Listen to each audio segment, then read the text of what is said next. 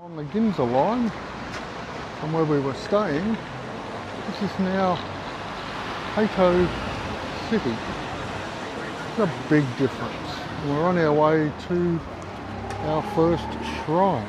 So let's get going. Japanese version of the crossing. Here's the entrance to the temple. This is the gate. A couple of gods. It's a temple, so must be Buddhas of some sort. We'll have a look as we get close. Fairly angry looking Buddha. Definitely not peace, love and rainbows. Tell for both the cherry blossom fronds that they've wired up in there and the flags.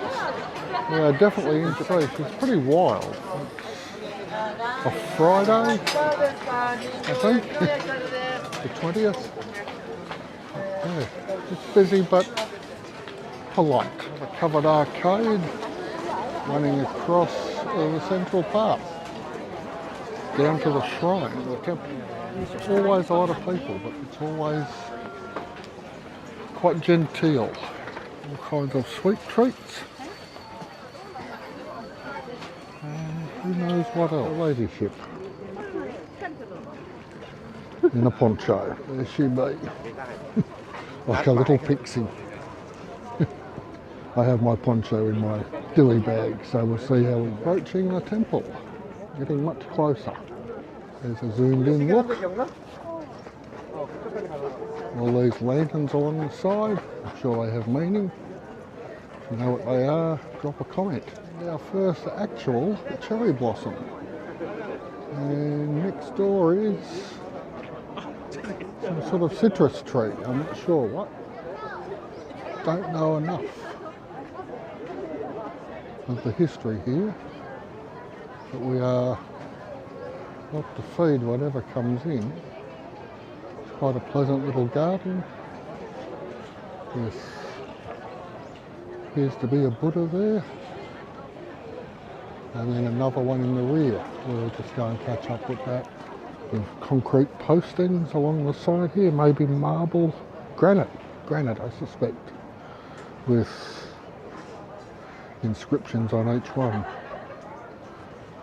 But, probably have. There's a calmness in amongst the wildness of this place.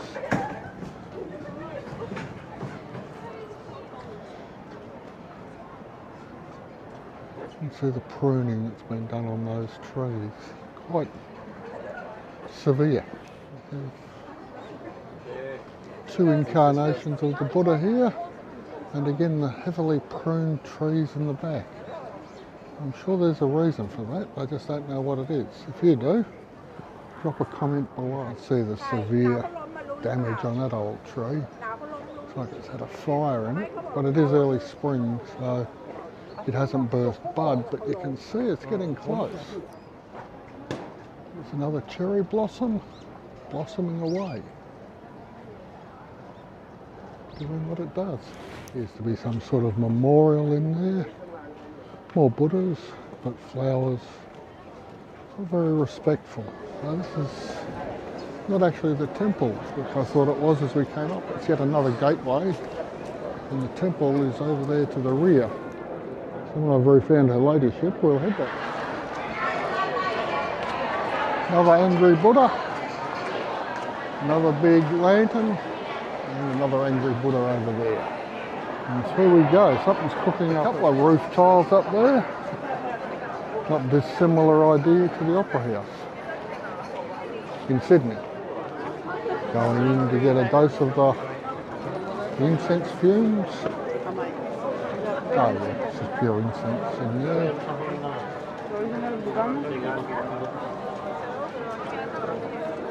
Yeah, watch out your...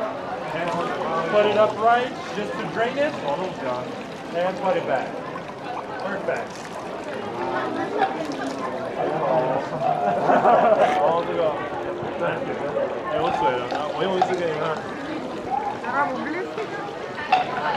Yep. Now over the gap, then. Yep. A little bit into your left hand to drink. And then hold it up and let it wash down the handle.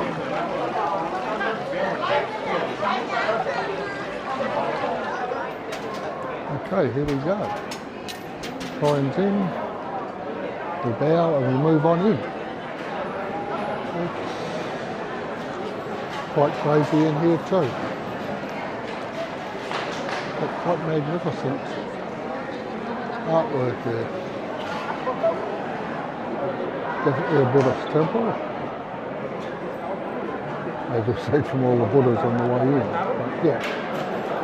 So we're making our way up to the next donation box, I guess you'd call it. It's getting very intense now. People are tending to pray, I guess, meditate, whatever, for a bit longer when they get to the edge. And then of course I'll film it.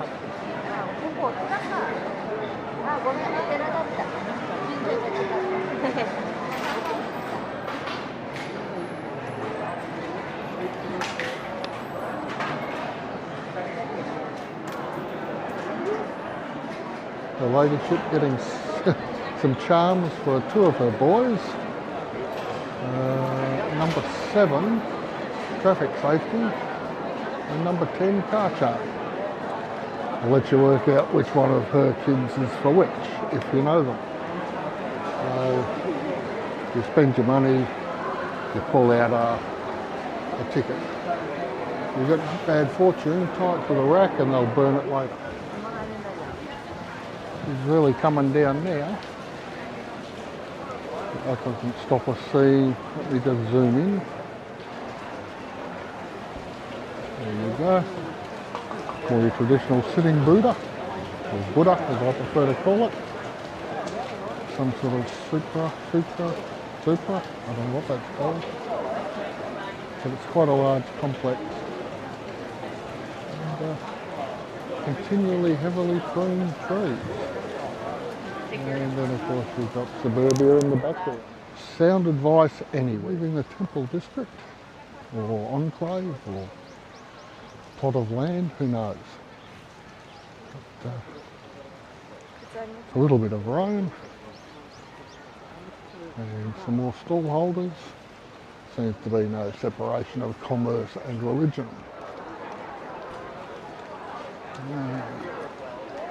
Another crowded place due to the rain, but lots of interesting little vendors. This might have called the UK a country of shopkeepers. I'd say Japan was a country of small vendors. The ladyship with a wallet. Not so much overwhelming as almost quite comforting. The lunacy of it all. And we're now out the other end. It's quite confusing. There you go. Don Quixote, what it's got to do with penguin in a top hat is beyond me, but there you go. Tokyo Hobby Centre. Your anime delight. Coming out of G10 on the Ginza line back to the hotel. Almost perfectly arranged.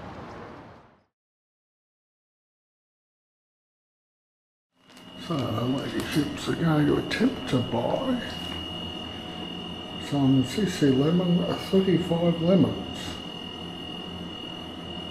from Suntory. So I've got my money. And I'm going to see it. Don't you select it first? What? I don't know. I'll select it now. You have to actually put money in first so that you can select it. Oh, here we go.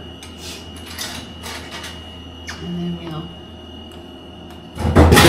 Ooh, it worked! Oh my goodness. We'll just have to see how it... We even got change, see? Woohoo!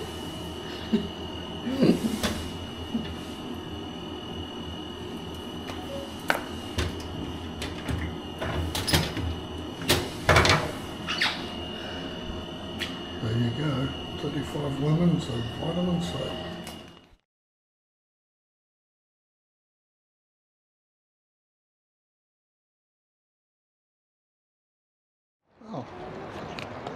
walking around the Ginza while her ladyship has a bit of a rest.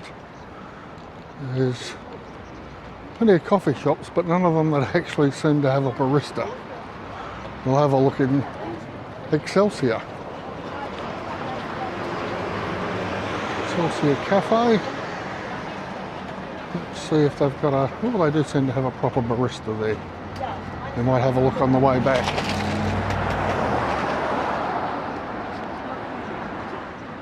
There's an art museum. Oh. I think Monet's on there. We'll have a look when we get there. Crossing diagonally is St Mark Cafe. Who knows? We will find any cultural allusions to which I have no idea. But here's a giant giraffe with a crown on its head. The Yabashi Business Flower Show. Today's the last day. Some beautiful flowers. Well, what can I tell you? Some of these beds look quite amazing.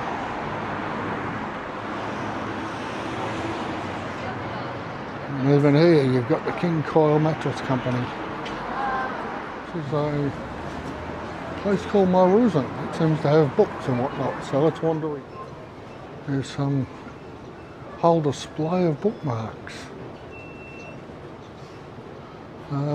Some for $33 Australian, some for $26.40. Basically divide by 100 to get $8, and then a little bit cheaper than that. And back out onto the main street. What a wonderful thing to see a bookshop still being used to sell and buy books. Rather attractive flowers in beds all up and down the street. It is, after all, the spring equinox.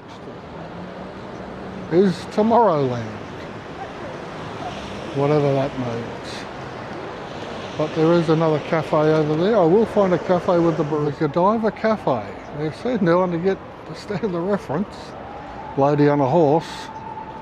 Not exactly sure it's coffee. Okay, so this bridge is a Renaissance style double arch bridge, but this is the point where the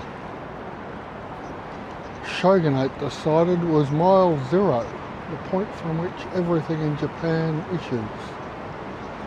Wow. It's not often you get to the very middle of everywhere, even administratively. Let's go and have a look at some of the features of the bridge. Very impressive line with what appears to be the helm of a ship. But who's to know? If we walk across the bridge, so there's still stuff going on in the river. But there's a very impressive set of lights. What appears to be bronze. Yeah. And up here, whoa! We have ourselves a dragon demon. It's a very strange, almost Welsh dragon with Chinese or Asiatic characteristics. Very impressive. And on the other side, there's another with lights up the top, as you can see. And then as we go across the rest of the bridge, there's another set of lights and more lighting and another line guarding the other side. I guess the helm is for river navigation. This is a reproduction of that original 0 point for all the navigation and measurements around Japan from the shogunate. I guess it was going to happen. There's a Starbucks over there. Well, we relented. We're having a Starbucks so that we've got a baseline of crud to start with. It's not too bad. Of course, it has cream on it for some reason. And chocolate sauce. But there you go. Mile zero in Japan. So that's the point that everything was measured from. It's also on a river. So there was mercantile efforts up and down the river, And they measured everything from there, back when Tokyo was called Edo. Sort of recaffeinated, and now heading up the main drag towards the REM Tokyo Hotel where we're staying. Now, if you look close enough, this is around the bottom of a cherry tree. Some of the rootstock maybe is flowering. And then the rest of the tree, you can see it's just starting to burst bud. Now on the other side of the bridge, and you can see here, this one is far more along. Different variety, different local climate, maybe, who's to know. But it is really quite charming. So impressive architecture, considering it's all been rebuilt basically in the last 70, 80 years I guess. Pretty impressive. Creative Museum, Tokyo. That might be worth it. There's a Keika, Rice Man Soup and Deli. Everybody's kitchen. What a wonderful little... I must have walked further than I thought. It seems a lot further back from where we were to where we need to be. But I think we've just passed the 7-Eleven nearby home. We'll see when we get there. Turns out I was wrong. We're actually much closer than I realised. Now waiting in a bus stop. Going up to the Meiji Shrine and Parkland. Supposed to be a green spot in the middle of Tokyo. Over 100,000 trees planted. It certainly is well ordered, if nothing else. This is apparently in the Shibuya district, somehow. I haven't worked it out yet. It's not the great crossing spot, but we're working our way down towards the Meiji Shrine. Decided not to go with the bus, because an old lady who speaks English told us it was quicker to walk. Shibuya Apple Store. We've got the Rolex and the Burberry, but more particularly chocolate. Very plush public. Certainly know how to do big crossings anyway. And we will wait because the green man's flashing. You get 2 flashes and then it's right here. A solar panel powered garbage collection. All very heading into Meiji Park. See the tree line there? It looks like quite an impressive park just from the outside. We'll work our way through to the shrine. It is a long weekend. There's something going on, but I'm not sure. Here we have a fairly impressive torii, I believe they're called. Entrances to shrines. This one I think is in timber.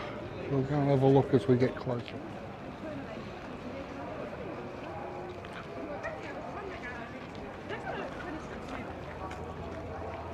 It's wood, very smooth. And here's it's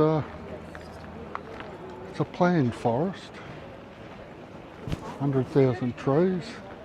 An old general who had fought under the Meiji, he fought in the Russo-Japanese War and had difficulty understanding topographic maps, kept sending people uphill against machine gun nests, but you know, that was the first half of the 20th century. But anyway, when he passed, he handed over this plot of land in Tokyo as a shrine to the Meiji Restoration and as a remembrance. It's a huge park, wonderful thing to have in the middle of town. Particularly given how big Tokyo all flows off there. We're following the main path down to the shrine. It's a shrine, that means it's a Shinto system, not a Buddhist. So we'll see when we get there. Very interesting sort of small bamboo as a ground cover. And I do love me a bridge, as you know from the rhododendron garden videos. Put a link to that at the end. Let's have a look at the waterway here. Used to be a granite bridge and a dry waterway at the moment. But when it rains, it would be quite impressive. A well-lit pathway. A very interesting low-lying bamboo seems to be the standard ground cover in this part of the park anyway. Google Translate, this used to be quite a famous tree here, but it was destroyed in March 1945 with the bombing, so this is a replacement. So at most it's 80 years old. A magnificent beast. Now we're back up into Lantern World. I imagine has something to do with the shrine. Maybe the giving or accepting of blessings. It's on the right hand side. These aren't lanterns, in fact. They're barrels of sake wrapped in straw. Which tells you all you need to know about the first major. Lots of people. It is a Saturday, but it's also a long weekend, so who knows which is which. An even larger toy. We must be getting very close. Or not, who's to know? Let's wander in. Our biggest wooden toy of the Moijin style in Japan. Rebuilt and dedicated in 1975. Both modelled after the exact form and size of the original from 1920. The wood used is Japanese cypress, 1500 years old from Mount Tandai-san, Taiwan. That's a hell of a piece of wood. While we're all heading to the shrine, don't forget the forest. It's truly magnificent. Large garden, I guess. Some very tight stonework here. I would imagine when it does rain here in Tokyo, it rains quite heavily. You can tell from the size of the gutter. I'll just step in to give you an idea. Well, let's see there. Quite size. Getting close, of course. There's another torii. It's shot in there into the depths of the forest. I don't know if you can hear them or it, but really the only birds I've heard, or seen for that matter, are crows, possibly ravens. Not all that big on the variations of them, but yeah, they're the only ones I've heard. There's some more of that bamboo ground cover that's being mown, just like a lawn. I suppose bamboo is a grass, so it's not something here. The main shrine through here. There's another temporary one off to the side. So we'll wander off to the left and have a look. That's where the masses seem to be going. I suspect it's incense burning.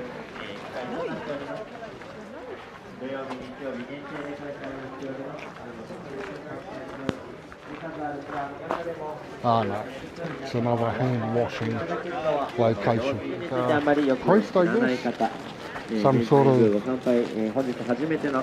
official of the shrine going in under, I believe will be the last torii before we get there.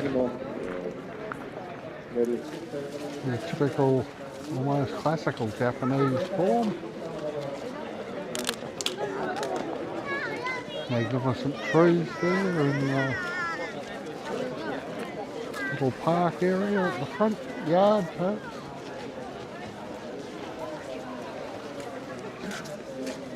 And we'll see what's going on up in the main temple. I can smell incense, so I suspect it's a religious. So there it is behind us. Just on our way in, here we go. I'm not sure what that is,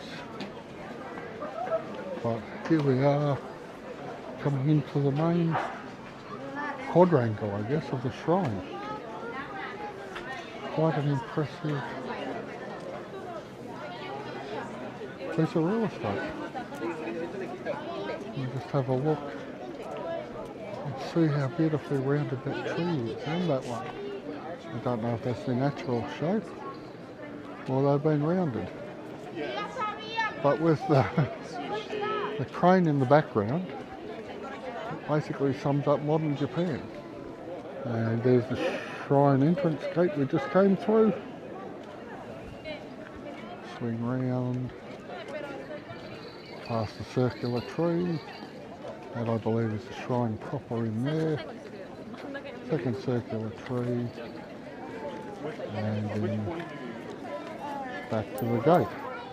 Now approaching what appears to be the main point of the event, but we'll see when we get there. There's another one of those shrines where you chuck the shrapnel in the wooden slats and then clap apparently.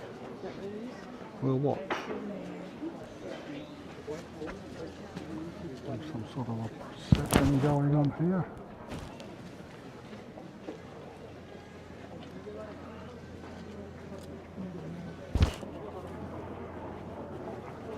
Not exactly sure, but there's a crowd of people going with them.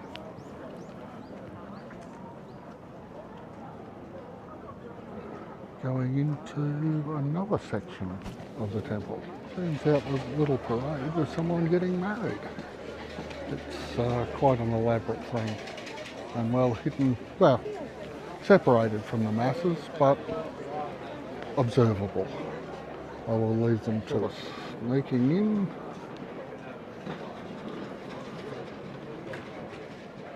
On someone's wedding. It does feel a little bit intrusive, a little bit off the beaten path.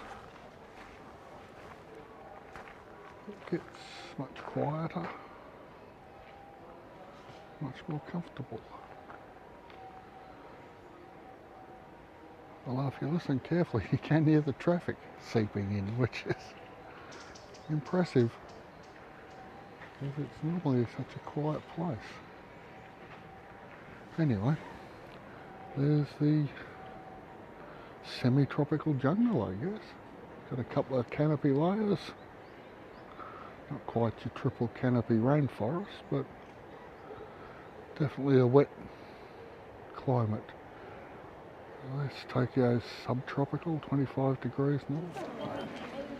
Okay, we're now back to the granite bridge over the dry creek. And I suspect in summer, or even after it snowed, it's quite rambunctious. And there's the original Torii where we came in. And we're back into the wilds of Tokyo, towards what is apparently the cherry blossom garden. Up this way, I believe.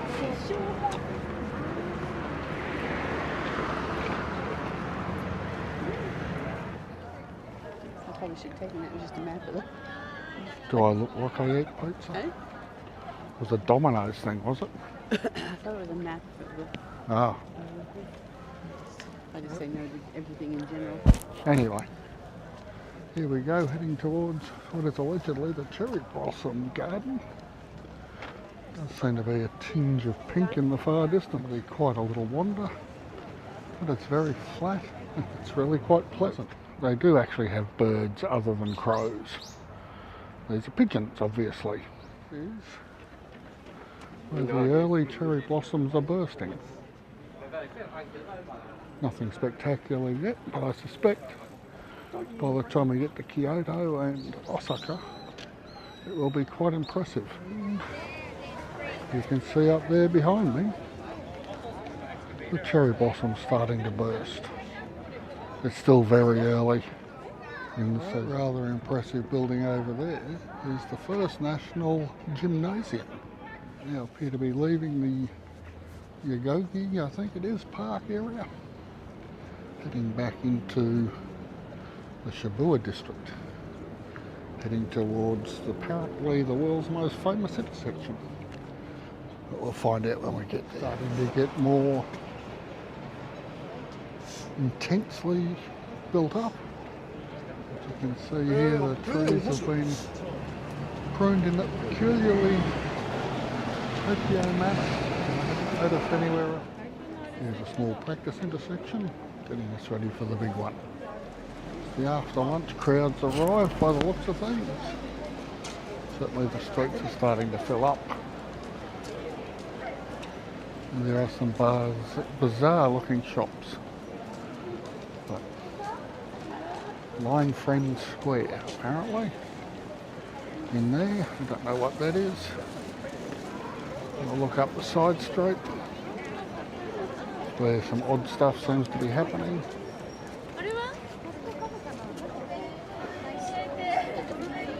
That looks like a whole bunch of wax kids there.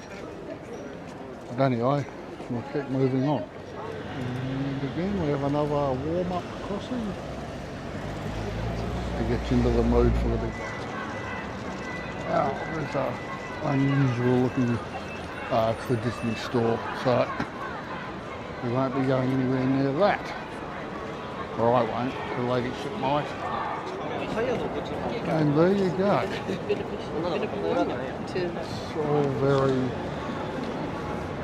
Japanese, funnily enough. Teddy bear on a rocket. Who'd have thunk it? The Olive Lounge. Something to do with Starbucks, I think. Zara.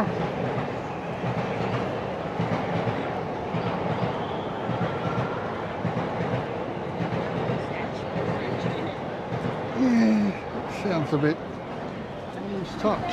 The #1 Korean burger and chicken, apparently. So we have made it to that crossing, the Shibuya crossing. And it's about 1 o'clock in the afternoon, I reckon. Yeah, 5:02. And it is absolute madness on a Saturday. There's a lot of noise. Here we go. And lay down. Somebody's laying down in the middle there.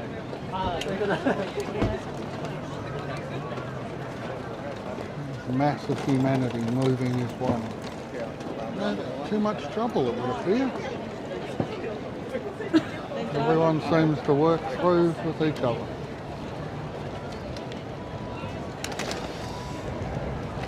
Here, I can go carry it like that. There you go, green man's starting to flash. So it'll be over soon. We might even walk through it ourselves, given half a chance. Move. And here we go. Avoiding the madness. Or not. Just hold your line and keep going.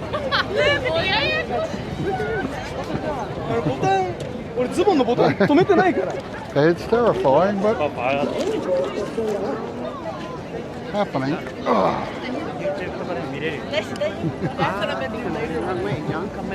Hey? Speak for yourself. I saw people coming the other way at me. So It's hysterical. and then just like that, the lights are red and we're about to be run over. Collectibles up here. With that small mini figurine blind box Star Wars series. They're $11 each. Sort of a Neil Armstrong thing. But all kinds of collectibles. It is most peculiar. It's a build-up of humanity. And there they go. Slowly at first, and the intermingling is just bizarre.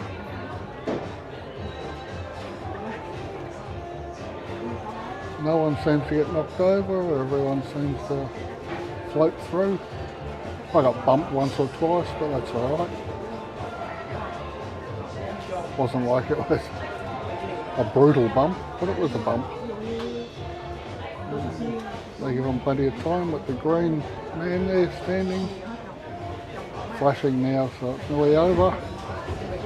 And as quickly as it began, it's over. And the pathway is clear. red again. Very few things that Tasmania doesn't have that Tokyo does. And IKEA, who'd have thunk it? The imagery is just overwhelming. It's above the smash scramble, new burgers, timeless delicious. We're on the hunt for sushi for her ladyship. You'd have thought it would have been easier to find in Japan than Burnie, but there you go. It appears not. So here we are in Japan eating in a Chinese restaurant that we had to come downstairs in a like a bizarre elevator, but it's cool. Patination in the lift on the way out of the Chinese restaurant.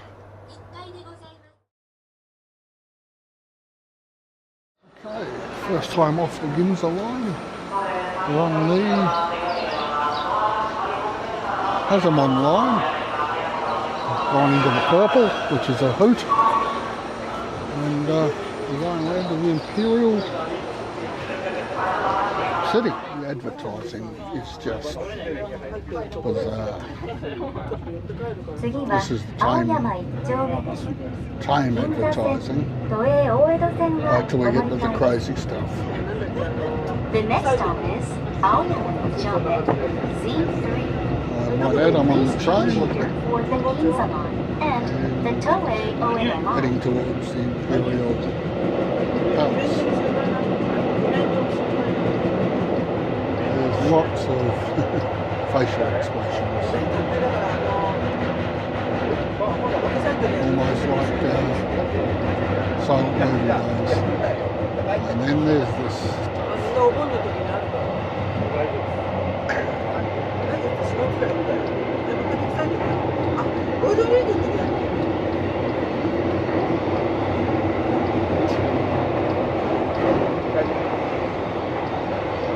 Stranger and stranger.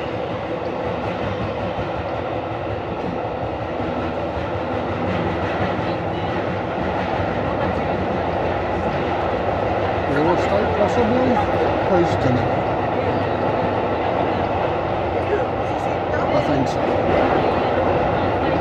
That's an industrialised and urbanised place. Awful lot of parks around Tokyo, which is very nice. The water's quite a feature. I guess you'd call it a moat in some descriptions. More willow. Definitely a sign of spring. And then the stone fruit were next, which is why the cherry blossoms are coming, I guess. There might be ginkgo trees over there, but don't quote me.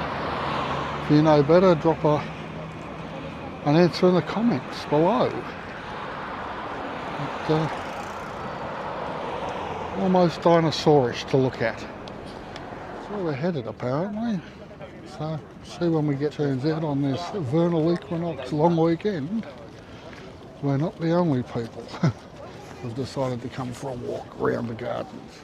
Quite impressive, as you would expect for the entrance to an emperor's garden. 3 o'clock in the afternoon. We have 3 hours to get back for the Japan-Australia Ladies AFC Finals match, grand final. Or if you can see on the top of the entrance gate there, but there's appears to be fish diving face first into the ridgepole. Interesting feature. Looking inward, the Shibuya crossing, Japan just seems to handle large numbers of people all at once without too much. These trees again, definitely pruned that way, but I think that's also part of natural growth.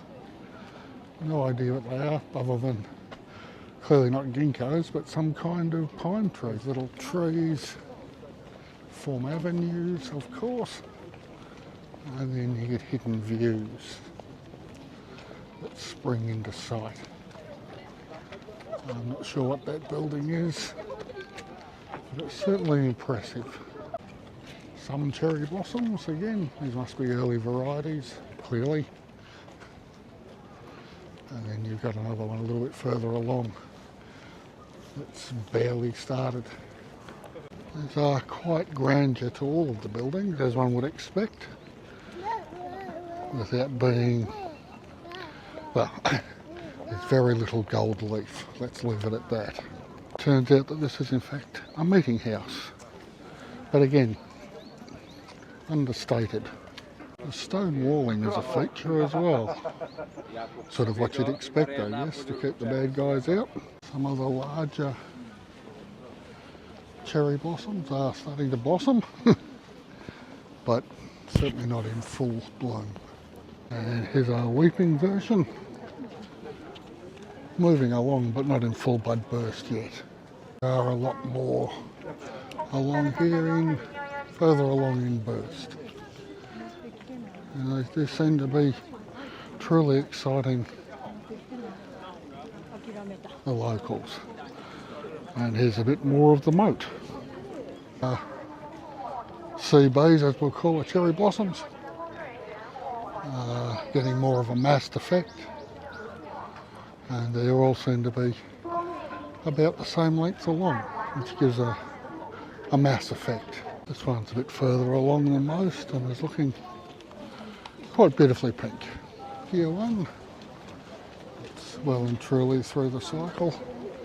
I do believe there's a flowering only, and you're not going to get any cherries on. Now that's a gate. They were definitely keen on keeping the commoners out. It's quite a wall and quite a moat. And the moat continues on. What a big piece of land. But it's not that big if that's all you're allowed to move around in, which is the case, or was the case anyway, for the Meiji Emperor. So we're now on our third line, the Tozo line. Go another couple of stops and then we'll swap over to the off over to Ginza and be home in time for the AFC final.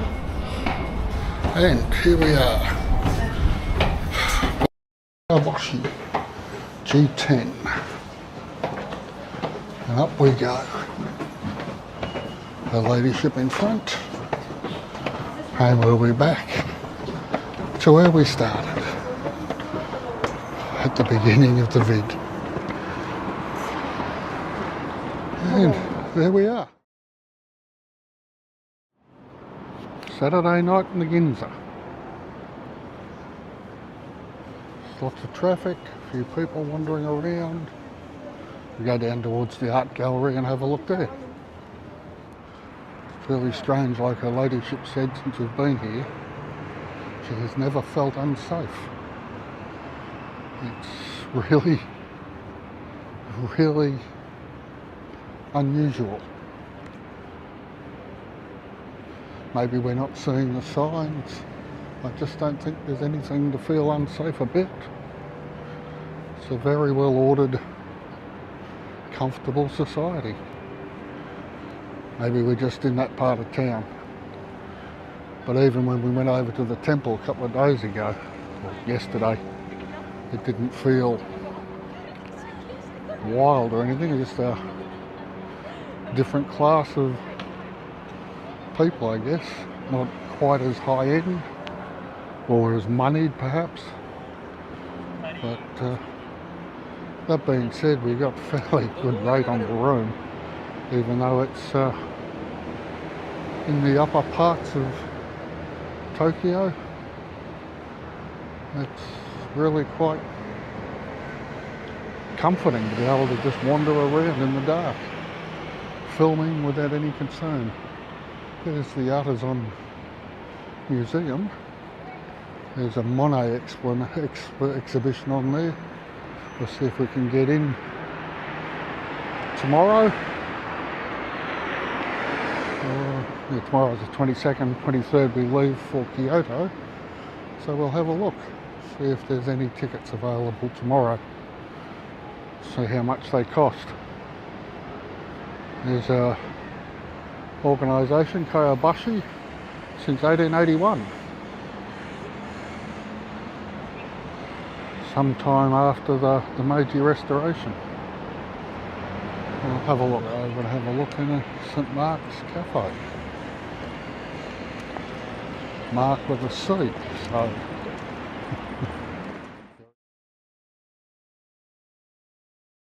It's an odd kind of coffee. But there you go. It's not the coffee we have in Australia anyway. I've yet to find anyone that does it properly. And the spring displays are on. Tulips in this one with lots of pansies, I believe. It's really quite delightful part of town. And of course opposite those is that giant giraffe again. The thing when you look at these roller doors, there's a complete lack of graffiti.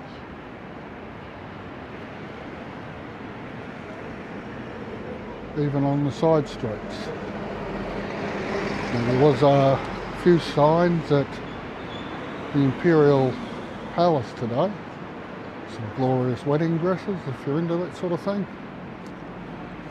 There were signs saying that graffitiists would be prosecuted at the Imperial Palace.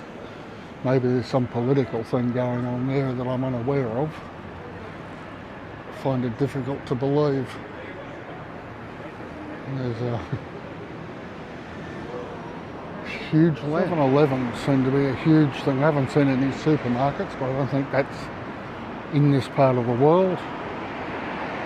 Maybe out in the burbs. But there's a 7-Eleven there. And there's another one just down past the hotel we're staying at. It's there's another couple in the walk we went on the first night. A jam shop. It'd be like seeing a jam shop in Double Bay or in Mossman. It's just very odd. Beautifully open paved areas between buildings. Impressive buildings at that. The architecture is of a very grand nature. Now those lights up there have got echoes of Art Deco, but as has the whole building. But it's much, much newer than that. So it's difficult to get a handle on it. A lot of this being destroyed up until 1945. A craft beer garden, eh?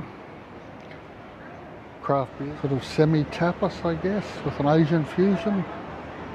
It's really difficult to put a handle on things. But there you go, people on bicycles. Lots of tourists. Surprised at how many tourists there were at the Meiji Park we went to today. And at the Imperial Palace. I guess the place does run fairly high on tourism. And of course there's yet another entrance to Kyobashi Station, which is the one just outside our hotel. It's for number 10, which is where we are. Now we've got Mont Bell. Not sure if this shop's still open or not. There's lots of people sitting around on their screens. Oh yeah, this is still open. Lots of camping gear and whatnot. Life, work, style.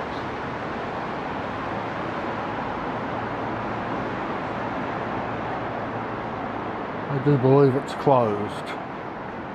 The tailor shop. There you go. Let's go and see what this is.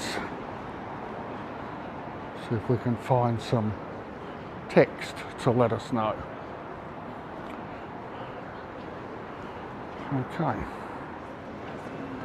Okay, so this commemorates a fire in 1895. Completely destroyed the Ginza area, amongst other things. So, nice memorial, and the place has definitely been. Sure if that's the same strop that used to hang around with Hogues. Who's to know? Oh, it's 6:15 on a Sunday morning. We have here a bull for some reason. That's quite curious. I thought this escalator might have got us down and through to the enormous underground complex that is Tokyo Central Station, but no, this one won't. But good heavens, found a Starbucks. They're everywhere.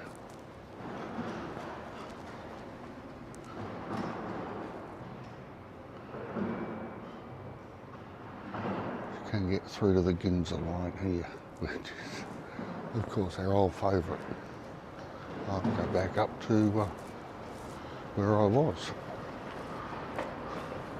Illuminated cones, everything just works.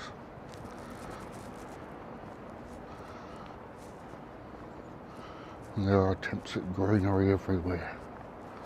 These look like baby fuchsias. Huh.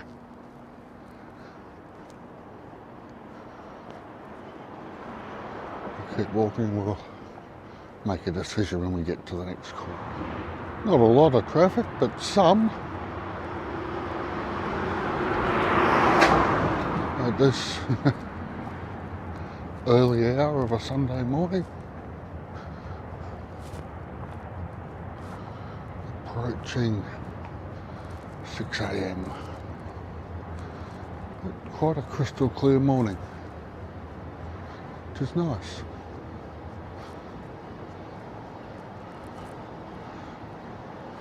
This appears to be some sort of a bus interchange over here.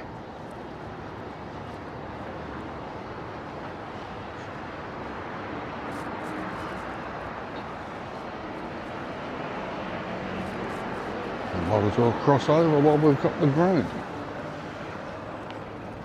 Because even when there's no traffic, people respect the green man and the red man. A lot of construction work going on.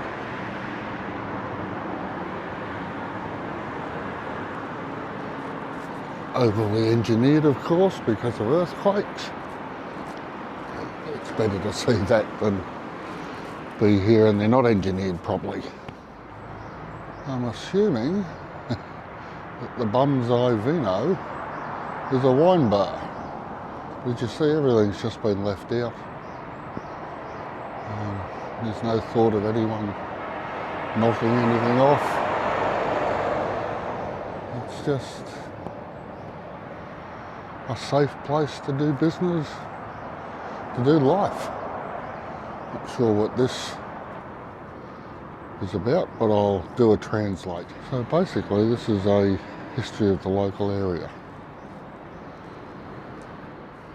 So when I see the girl up there with the on the chair with the word stressless over it, I know I'm a couple of 100 yards from the hotel, which is just on the next block. So we might keep walking. I believe there was a chocolate shop down here. I doubt if it'll be open at this hour, but who's to know? There's the Montbell shop I went into yesterday. Some really nice stuff, but it's too much of an attention, too much synthetics for what I'm looking for. But that's all right. Other people can wear it. And we'll keep moving. There is the Cozy Corner. The world's probably, well, world-class pastries and cakes. It was just, we had a coffee there as well. It was really, really very nice. Another monument here underneath a tree that's just starting to burst bud. So we'll put the camera down and have a translate. Oh no, here we go. This is the main pillars of Kyobashi. So Kyobashi is a historic bridge that was built around the same time as the Nihonbashi Bridge, which we discussed in a previous video. I'll put the link at the end. And it was built in 1603. Kyobashi was removed due to land reclamation. work along the river from 63 to 65. 2 stone pillars, a 1 stone/concrete pillar remain as its vestiges. Okay,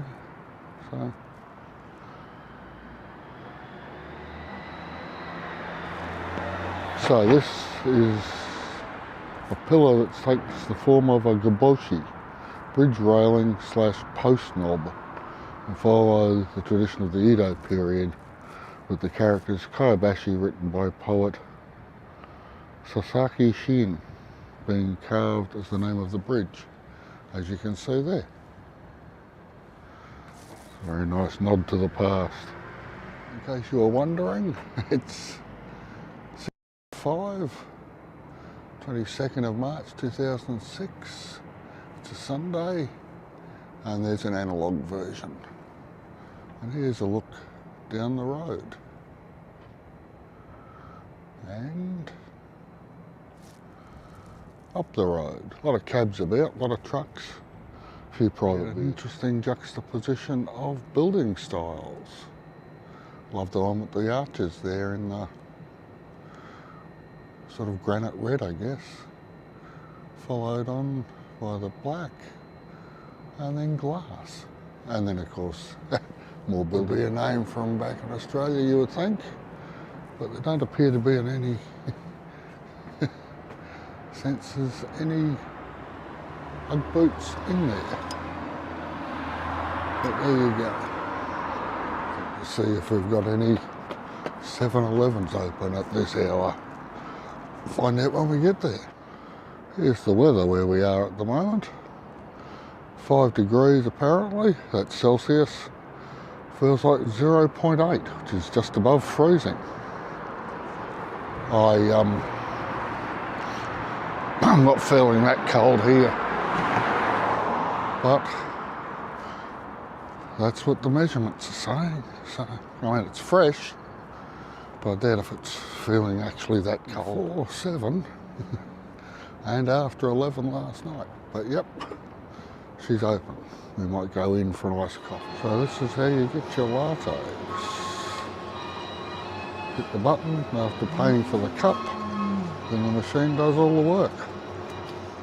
So I've stopped here, but you can't walk around and consume food or beverages. It's very gauche. But as soon as I turned up, I sat down.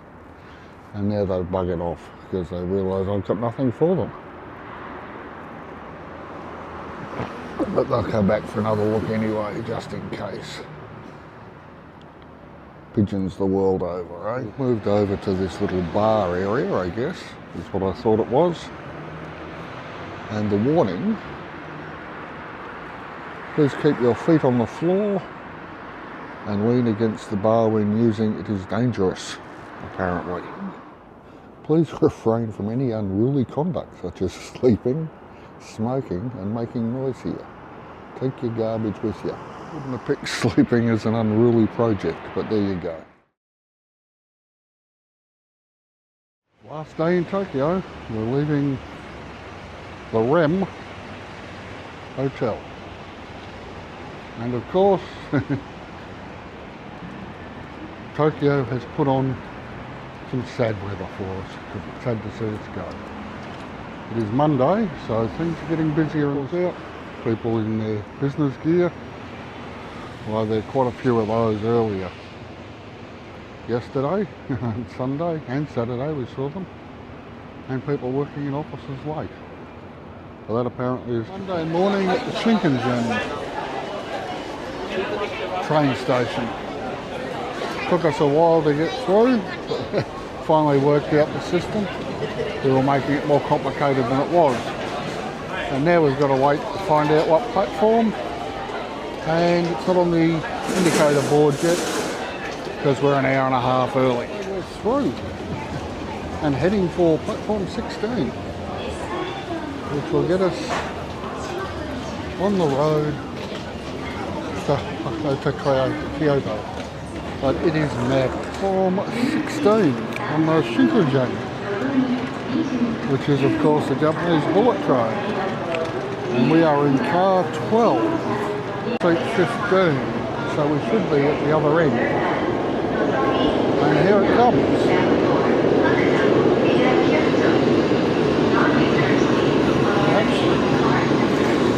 That will be our transport for a couple of hours.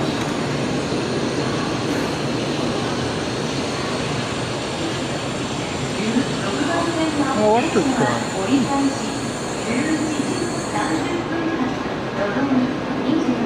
We made it aboard with about 30 seconds to spare. So it's all very orderly. Shutting the front and back doors. See if we can get some footage of the speed building up. There we go.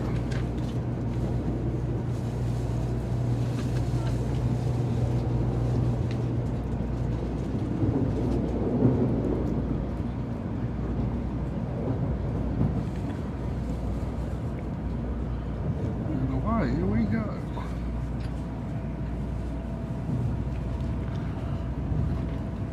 We probably haven't, but it does feel like we've walked past just about every one of those spots we're seeing.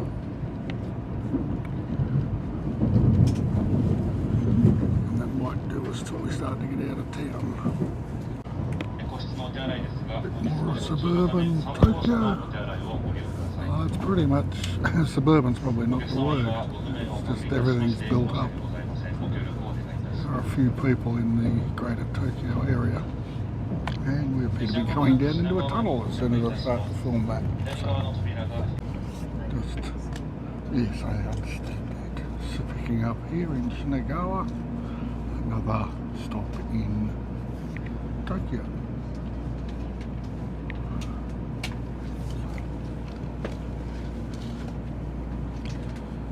I think we hit the road. Heading into Shinagawa station.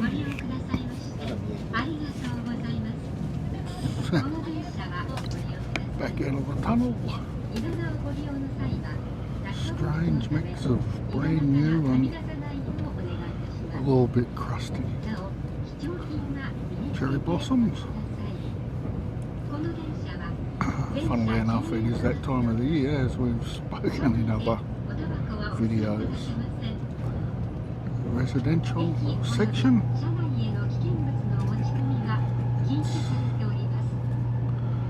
People are packed a lot tighter than people who live out of town in Australia are used to, I guess. Yeah, we never get out to the suburban areas. I guess it'll be urban. They're all medium to high density anyway. Not a lot of single family homes down there that I can see, maybe. But we'd have to get down and have a look. But Tokyo is such a huge place. We will be back and we'll have a look in the bush next time as well.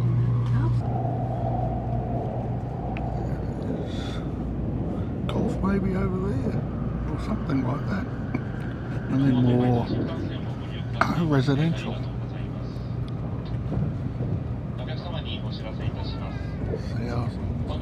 Well, millions of individual lives. So it's a big place. Just starting to pick up a bit of speed now. There's always construction around Tokyo. We'll see how it is in the rest of Japan. In those parts we go to anyway. Yeah, definitely getting faster.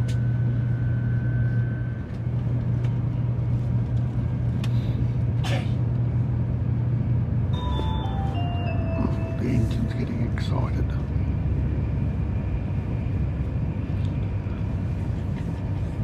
As am I. Having another stop in Tokyo at Yokohama. And from there on, I think she's pretty much flat out bar one stop in the middle. And we'll find out when we get there. Leaving Yokohama. The Shin, I think, refers to the Shinjuku, the fact that it's a bullet train. So we had a rental car over there. Not much I like to drive in town, it gets a bit wild, although very respectful, of course.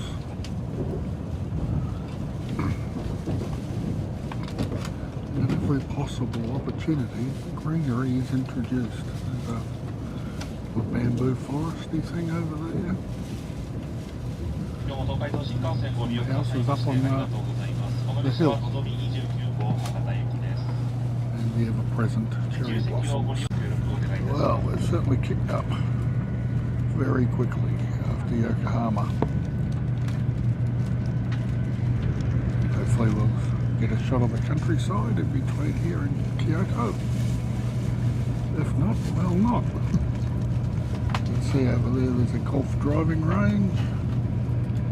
It's about the fourth one I've seen. Very popular. Good way to get rid of anger too, I guess. We're getting faster and faster. Definitely wound up a bit more now. Hopefully we'll have a tunnel and out the other side. Maybe we'll get a view of the countryside. Maybe we'll just see. There you go.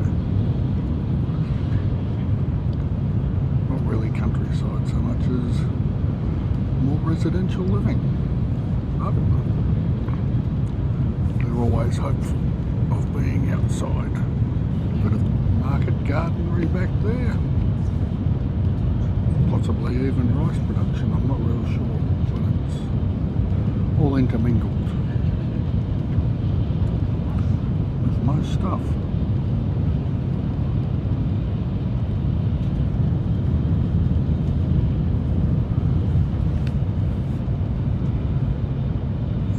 I'm not sure if there was any zoning or planning. Things just seem to go together. Here we are on there you go, some more turf maybe. Another golf driving range. And more suburbia. And then all of a sudden,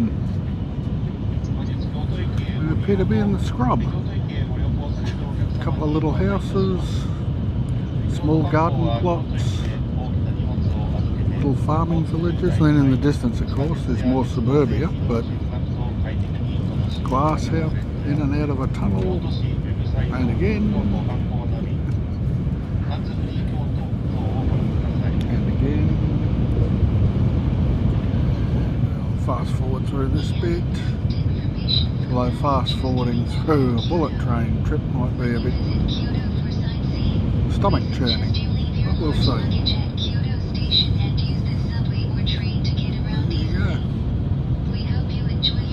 There you go. A little bit of terrace gardens. There you go. View out to the ocean. How long we will be out of the tunnel, I cannot say. Larger connovation. Who knows? It's like some sort of station there. If you look through, yes, we've got the ocean. The old Pacific Sea. We're housing in the flat areas between the mountains. Makes sense. It's easier to build on the flat. Some interesting hills. Another golf driving range over there.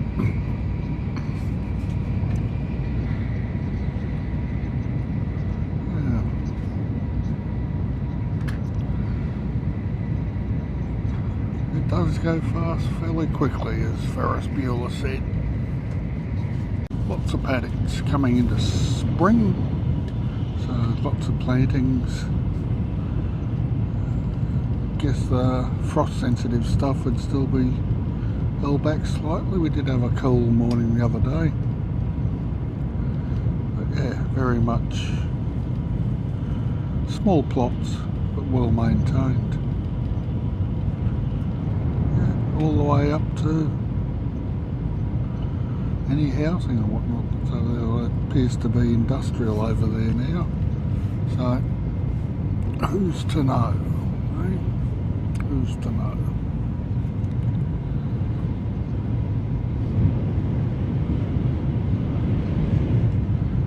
A very waterlogged environment by the look of it.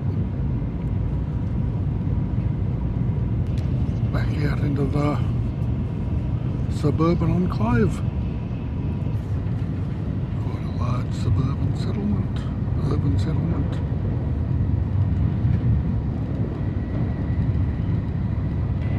We're definitely crossing a waterway. I would suggest that the tide is out.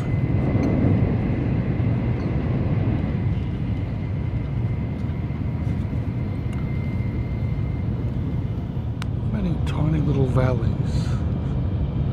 It would be quite pleasant to live in, I suspect, tucked up under hills.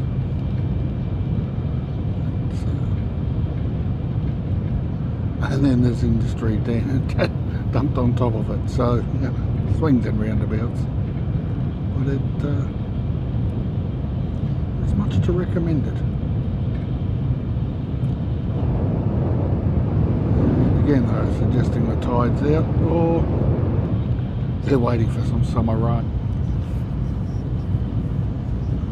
Little farm, and then when you least expect it,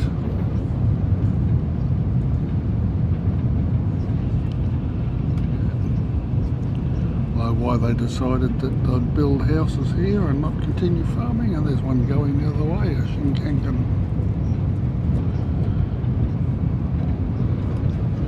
Yeah.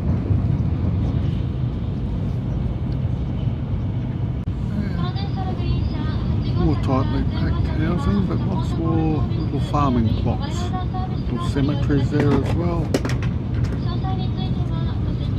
Solar panels about.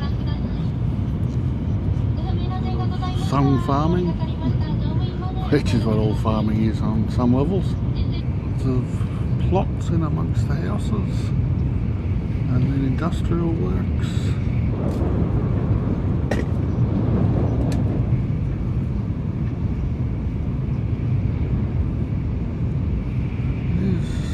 I'm sure there's a logic to the way things are laid out. I just haven't picked the patterns yet.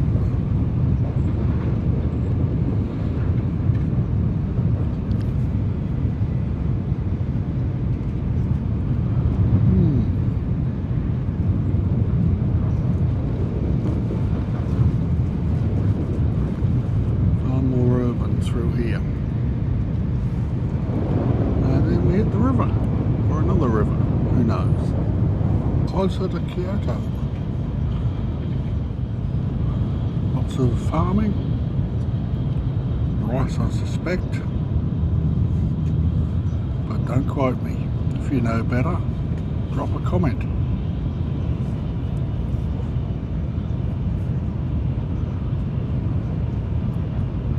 Some interesting field sizes. And then into some suburbia. We're about 10 minutes out from Kyoto on the bullet train. Pretty exciting when it all started, but in the end it's just a train trip. I'm rather fond of train trips. So this has been great. Staring back at me over the top of the chairs the whole way. Here we are in Kyoto.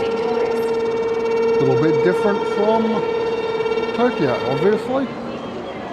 Different history and whatnot. So she's done it again, the ladyship.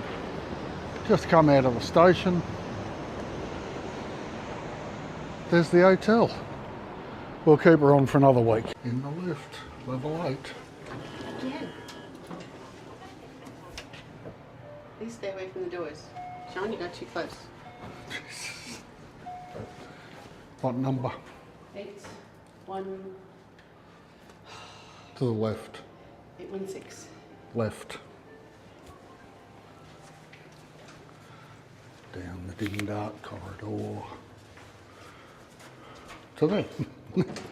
And here we go.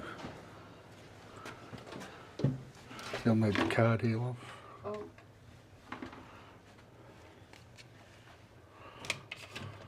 Here I am. And oh my goodness, we have to put our slippers on straight away. Yep. Yep. This is, I'm going full Japanese. So, change the shoes and in we come. So you get to change your shoes, put on the flip-flops, little mirror. We have a bathroom, have to step into the bath to use the shower, but that's okay. Looks like it's got a raindrop shower head as well, or maybe that's just the vent. And it's got one of the glow-in-the-dark toilets that'll wash your private parts without asking nicely or buying your dinner. I'll just hook in. And here's the bed, a bit small from the middle. And we have a balcony, sort of.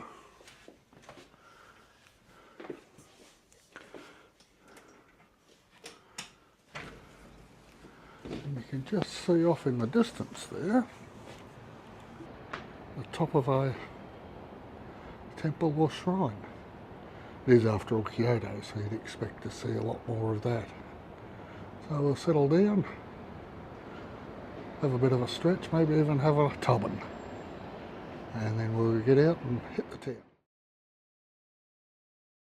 Well, first time on a bus in Japan, it's in Kyoto. Seems to be more of a bus town than a train town.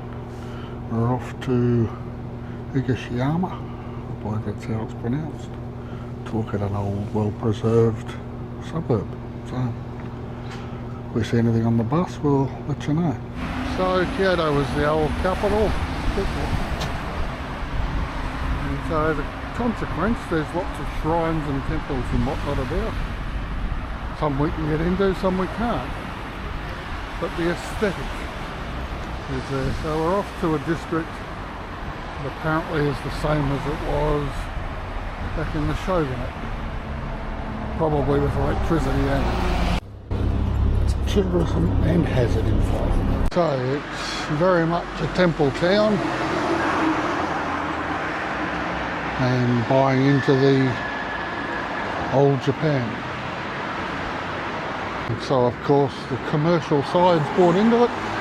The Four Seasons Hotel, so hotel residences in the Kyoto style, I guess. And now allegedly in the old part of Kyoto. So I'll just cross over here.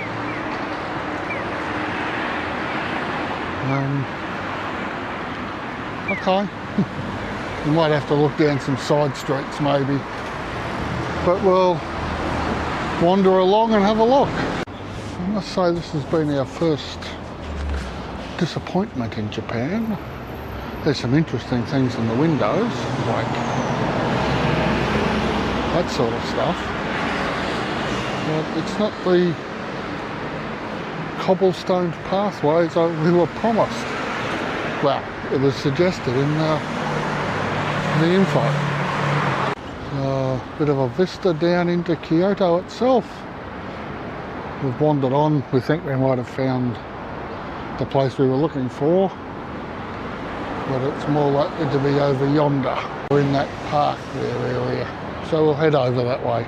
Looks a bit promising up in there, so we'll work our way around and in. A bit of funerary granite there, and then a nice little, who knows what you'd call it,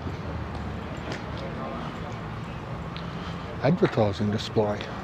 Don't know about cherry blossoms, but that's the second magnolia tree I've seen out. Maybe we should be drinking mint juleps. But this is the way we come out of the temple. So we'll just work our way around and go in. Kimono rental places around here. It must be a thing to do when you're in Kyoto. And then up there, at the far end of the road, looks like our destination. Definitely rustic parts to this part of town, but also modern commercial. Chocolate latte and ice cream. $8. This one's for sale. Oh.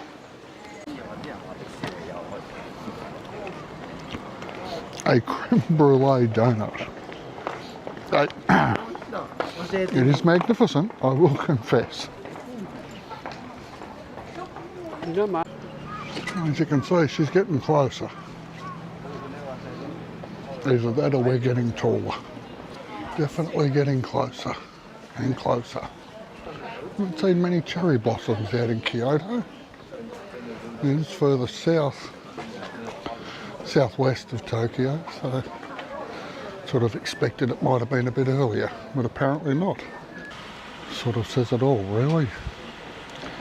The steepest hill in the world, like they've got in Dunedin, but the thighs are feeling it. You're just beautiful. You're beautiful. Cherry blossoms. They're nowhere near full bloom, obviously, but they've started. And there's a lower level and a higher level. Oh, now there's one up there in much more bloom.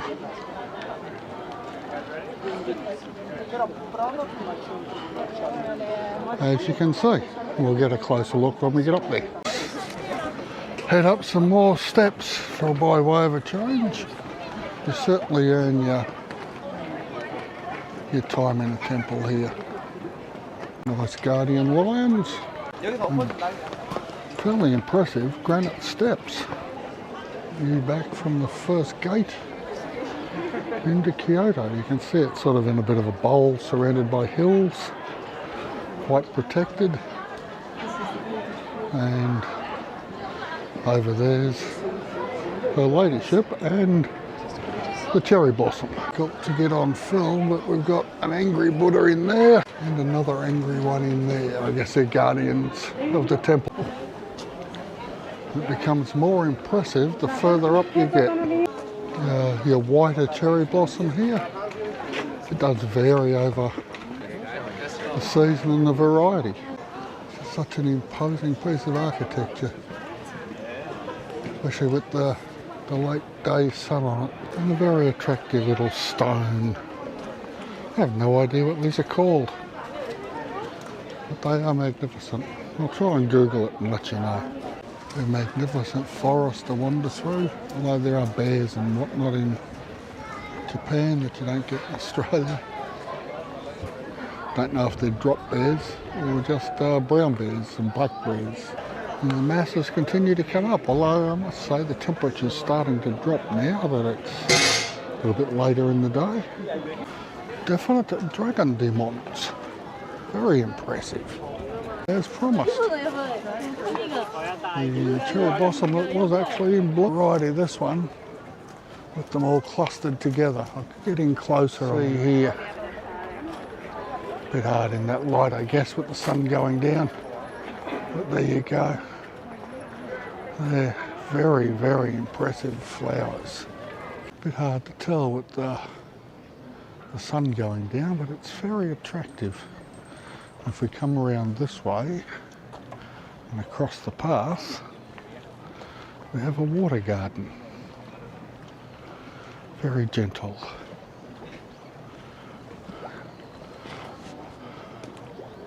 With air being bubbled up into it. I don't know what that's about, but it certainly works. It's a nice effect. Just sit here for hours. Yeah.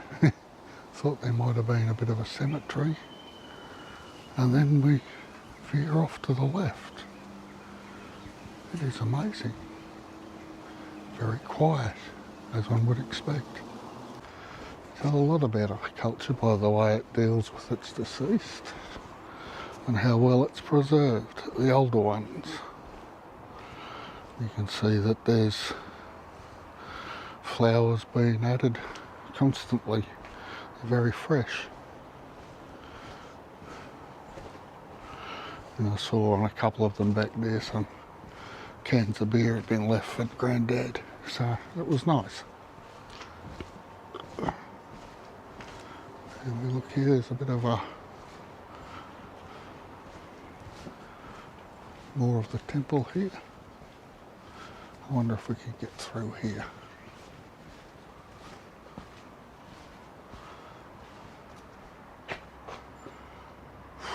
No, we'll keep going. You see how old this is and how new this is. I have done lots of cemetery vids in the past, but nothing like this one. And still it continues on. I guess Japan's been settled for quite a while.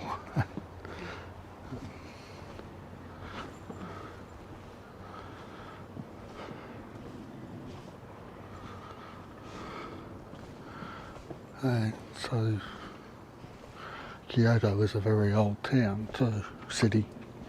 So it's not surprising there's a large graveyard down there. And there's more.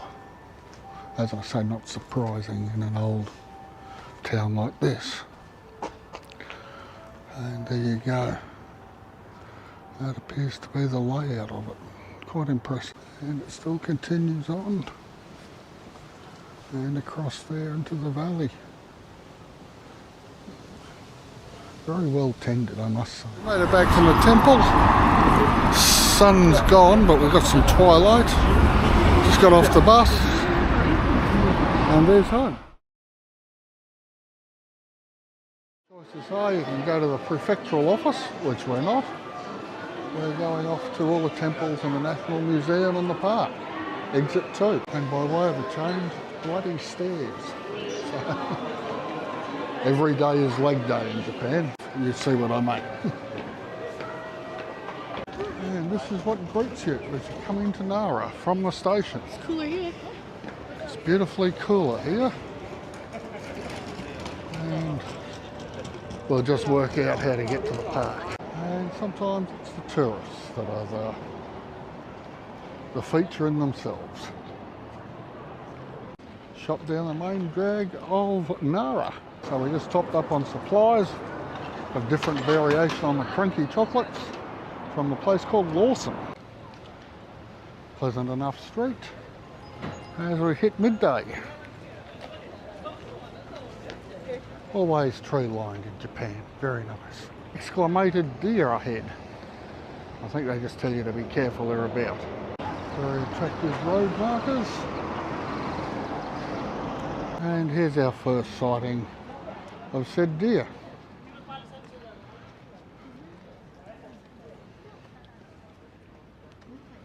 They are definitely used to being fed by humans.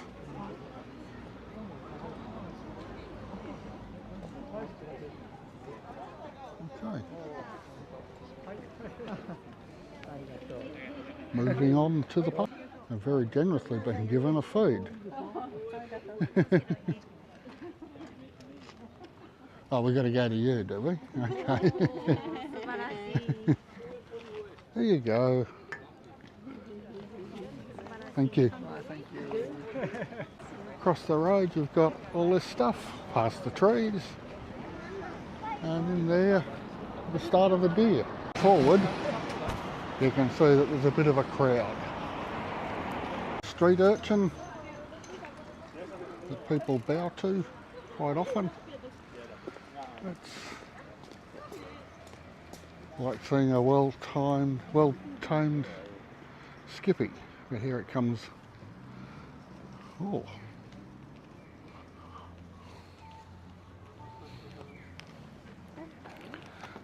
Bit ratty, but then it is the change of season. So there you go. Okay, you can see why there's the caution deer sign on the road, because this is the fencing that we have. Turns out there's teenage boys with small penises everywhere. But you can see the lack of fencing. Mind you, they know where they get fed. So, and you can see there where the antlers have been trimmed for safety purposes, I imagine. It's just lying around, it has just gone midday, as I say. So, it's a very strange thing. There's someone with a flop ear, with a flop-eared rock wallaby style. They are not underfed, despite the fact that there's no grass growing anywhere here. They're keeping that well trimmed. Tamed does not mean domesticated, so they're still wild animals. I imagine if they got the poos, they could do you damage. Oh, but there they are running over there for some reason. Yeah, can't smell anything on us, so he's moving on.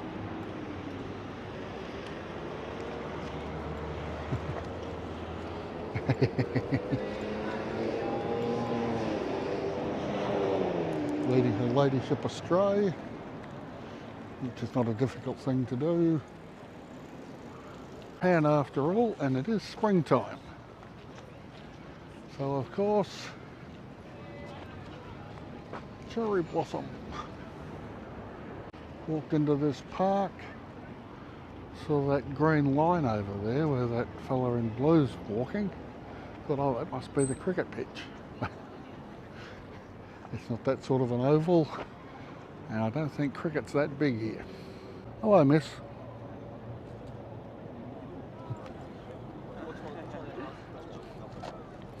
There's another one, all coming for attention. There's her ladyship in the distance. Still trying to find food vendors, but I'm sure we'll get one. And when I say food vendors, I mean deer food vendors. Hello, how are you?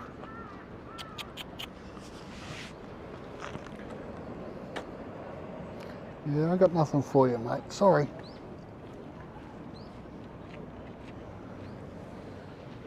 Hello, gorgeous.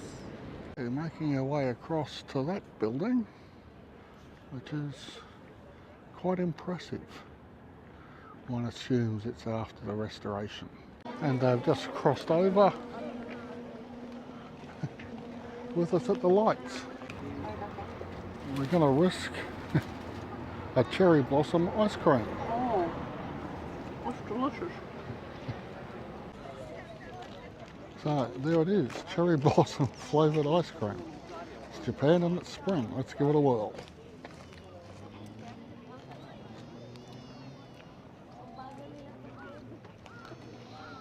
I don't know, it's good, but I can't describe it. There's a bit of menthol. Yeah, it's kind of honey as well. And honey and menthol, and it's all good. Would recommend at least one. That's the Nara Museum. Doesn't appear to be open at the moment, but it's a magnificent looking building. And apparently over here there are vendors selling deer food. So when we get there, we'll grab some and do some more deer feeding. Following the masses, probably some more deer up here, I guess. Definitely more cherry blossom. Here we go. Just make them bow first.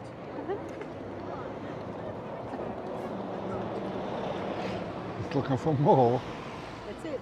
Not sure who the Pavlov's dogs are here, whether it's the deer trained to bow or the people trained to feed the deer after the deer bow. 6 of one, half a dozen of the other. The National Museum, and another structure's off the back, continuation of the museum apparently. Very impressive buildings. Lots of cherry blossoms across the road. And a torii, so it must be a shrine or a temple. Temple, I think. But we'll see when we get in there. Serious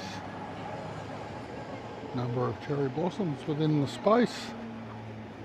We'll cross the road even though we're not at a crossing. Whoa! How criminal is that?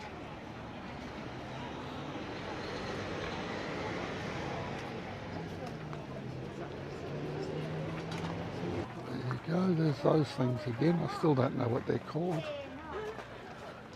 They don't appear to be underneath the roof. More deer. A nice water feature at the background there. Let's work our way up to wherever we're going. Some sort of hand washing process over there, as is common with these things. Wet one, wet the other. Drink from the left.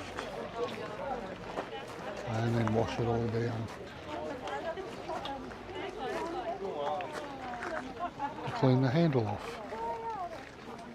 It's, is that a magnolia, Annie? Oh, looks like a magnolia, doesn't it? Yeah. They're quite magnificent. Came out before the cherry blossoms. Cherry blossoms are catching up.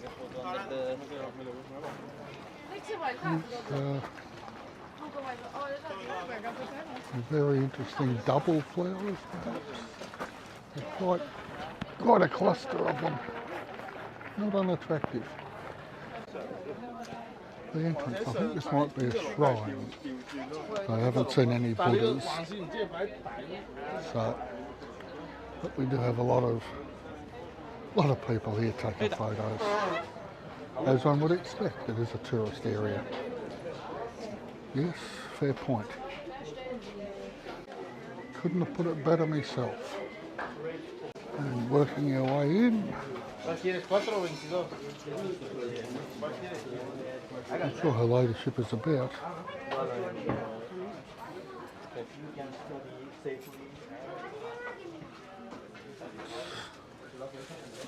You can see the grass is well and truly deer kept. That's the centre where people seem to be doing things. I don't understand, so I'll keep clear of it.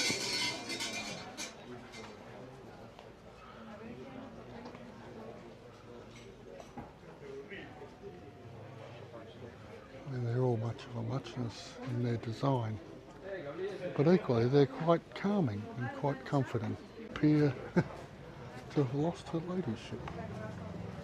I guess if I stand still, pretty much the tallest grey-haired person around here, it should be easy for her to find me. So I'll just go down the stairs to where we were, and there she is. Bit of a step to get in, but quite a magnificent door. It's a lattice work and quite sizable. And you can see, I hope, the effects of the woodworm on the pole, but still adds to the texture. Why there'd be a shell here is beyond me. Let's see if we can find out.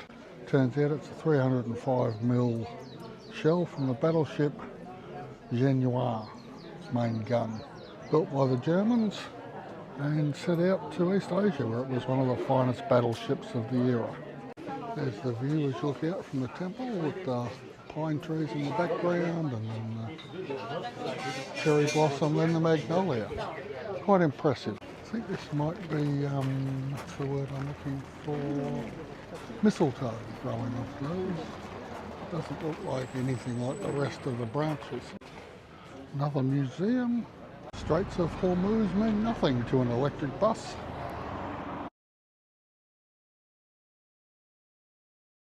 Having done the obligatory being stampeded by deer thing, we're now off to find the giant Buddha.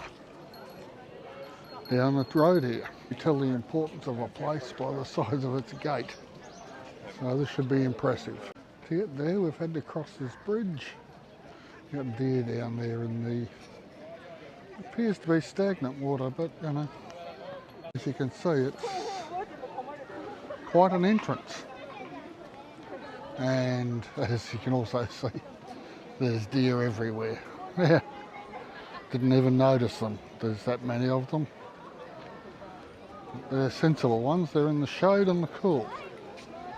We're going to do the upright ape thing and walk in. Another terrifying Buddha and an equally terrifying one on the other side.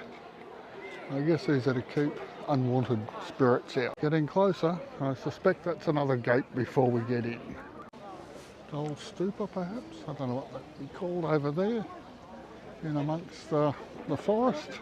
Here we come, up to some sort of gateway to the fence. We'll have a look inside and see what's about. There's the view through to where the big fella's probably sitting. Cherry blossoms in bloom. grass way over there that's been well and truly deer picked. So we'll work our way around and have a look. Off to buy tickets for the giant Buddha, 600 yen each. A grand total of 1100 yen, 1200 yen. Those are your tickets. Turned out it was 1200 each, but what the hell? How many times are we going to see a giant Buddha? It is an impressive building. I'm hoping that the big fella in there is fairly impressive too. You can see it's been mown by machine. I suspect it's also been deer grazed. So we'll work our way around with the masses and keep you up to date when we get in there. There'll be no sneaky filming while you're in there. So fair enough, it is a religious site. Give a bit of a view over the head.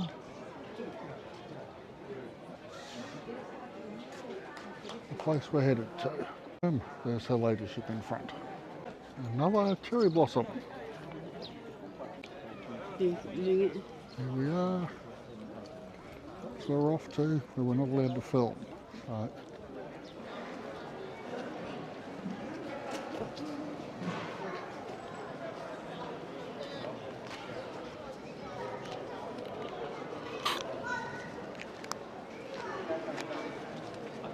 there the big fella is. It's a big Buddha. That's a fairly big one too. You can see from the size of the people.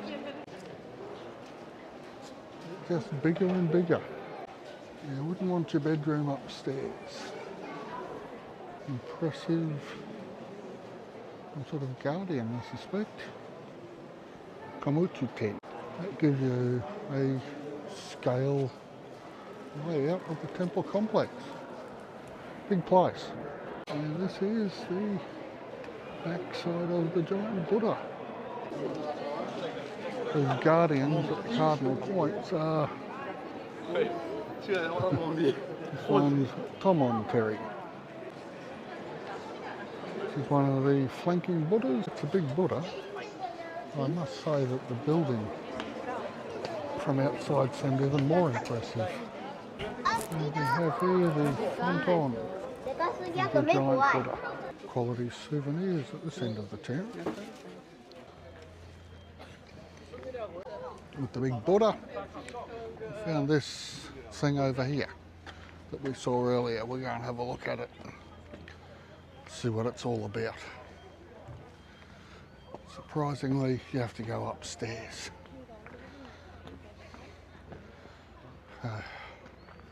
Tokyo was much flatter. To be fair, downtown Kyoto is as well. So here at B, let's go and find some info for you. New thing. This celebrates the All Japan Young Buddhist Association when they held a 1,000 priest service on the occasion of the Great Buddha's Hall of Toje Temple, April 26, 1988. It was planned wishing to further propagation of the Buddha Dharma. Impressive structure. I should imagine when the wind's blowing, all those bells make quite the noise. We have 4 lions. These do appear to be more African lions than your Oriental lion representation. This here is about the vows that the 1,000 monks took in 1988 on 26th of April. Fairly impressive with the wheel, Dharma wheel of life, death, rebirth and so on. An elephant, an ox, a horse and a lion. Impressive piece of statuary. Making our way past the water features and of course the ever-present deer. I get it, Nara's known for its deer. As it turns out, they were quite correct. Must be springtime. But they are the oddest steps. Really big and really shallow. So we're going the loop. and see if it feels noisier outside even if we don't go through the gateway. Now approaching the area where an old lady was knocked over by deer earlier today, and the rest of them were a bit pushy when her ladyship was trying to feed them. We're leaving the temple district, but not surprisingly they're still overrun with deer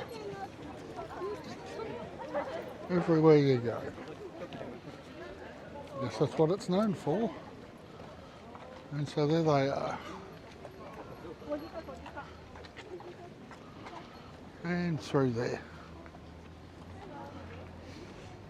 The afternoon shade, it's really quite pleasant walking back down to the station. And the good thing is it's downhill, which is always a bonus. Yep, trapped inside. Not really, they can walk out whenever they want. There are signs on the road saying beware of deer. See them all through there. Off to avoid a line of traffic. I don't think this has been built for us so much as the deer, but humans are allowed to use it too, so everyone's a winner. And coming out the other end into the light, slight uphills, longer but not too bad. There's another side street off here underground. Not sure where that goes. It goes to the bus terminal. If you wanted to catch a bus somewhere. I'm more of a train guy, so I head to the station. Half a click to the station. So we made it back to Nara at the station. One of the first on, so her ladyship could get a seat, and as it turns out, so could I. So, double bonus. About an hour, 45 to 55 minutes, depending on where it stops. I wasn't sure of the Japanese, so we'll just play it by ear and roll with the punches. And then we'll change in Kyoto and dash round to Kujo. What a name for a station. The bamboo forest today on a new line, the San In line. We've just negotiated our way through Kyoto station and getting ready to catch that one. Due to leave at 10:11. Doors are just shut and we're away. You can set your watch by this rail system. Leaving Kyoto station on the local line, not League of Gentlemen, only for locals line.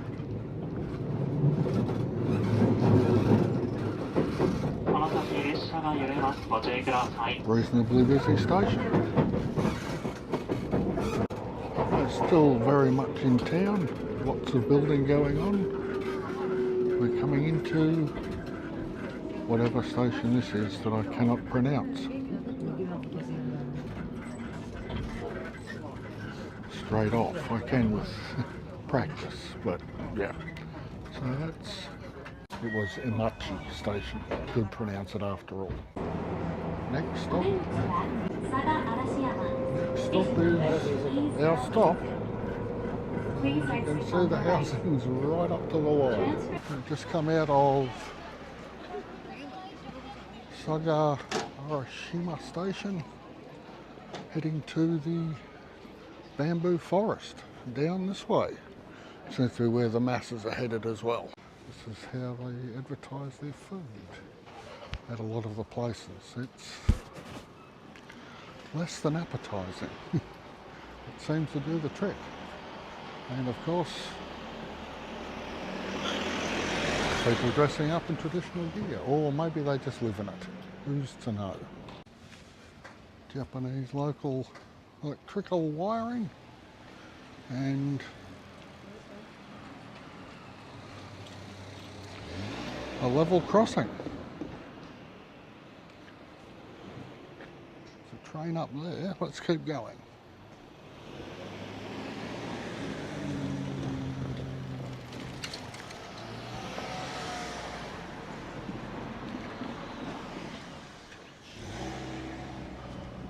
More of your traditional housing here. A little bit more of your more up-to-date.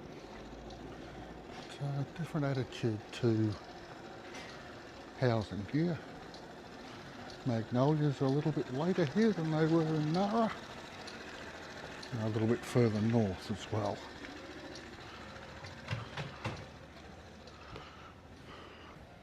Another crow, possibly a raven, I don't know. But everywhere we go. The level crossing in action. Although it's stopping at this station first.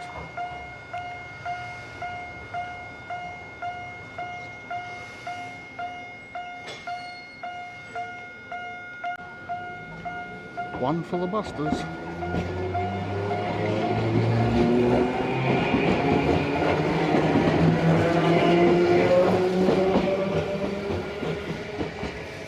Not sure if you can spot them, but up on the hillside there, a swathe of pink, which is of course cherry blossom, so we'll have a look when we get there. The ladyship crossing a little bridge, but even the little bridges are well marked and beautifully made. Across the canal. Ah, and that's what the bridge is for. Front gate. Back on track with the masses. We might cross the road. And at different stages on different trees. That one's in fullish bloom. Just passing some camellias maybe. And moving into the bamboo forest. And there is a strange quiet has come over everyone. There's a real calmness. And we can hear some birds that aren't ravens or crows. Wow. Traditional dress with the bamboo in the rear. Definite songbirds in here. And electricity lines. So sort of in contrast to the vertical lines. Very odd.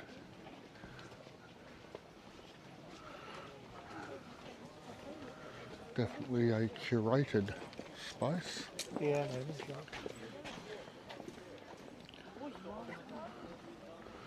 But and they're constantly harvesting by the look of it. Following on from that monster cemetery yesterday, you can see at the back there's a lot of cherry blossoms in bloom. It's another Torii, so there must be a shrine or a temple in there. Well, is dedicated to the fire goddess apparently. So we will see.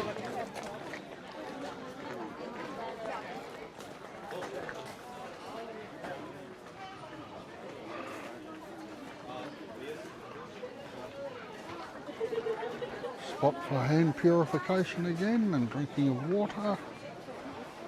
It's all a bit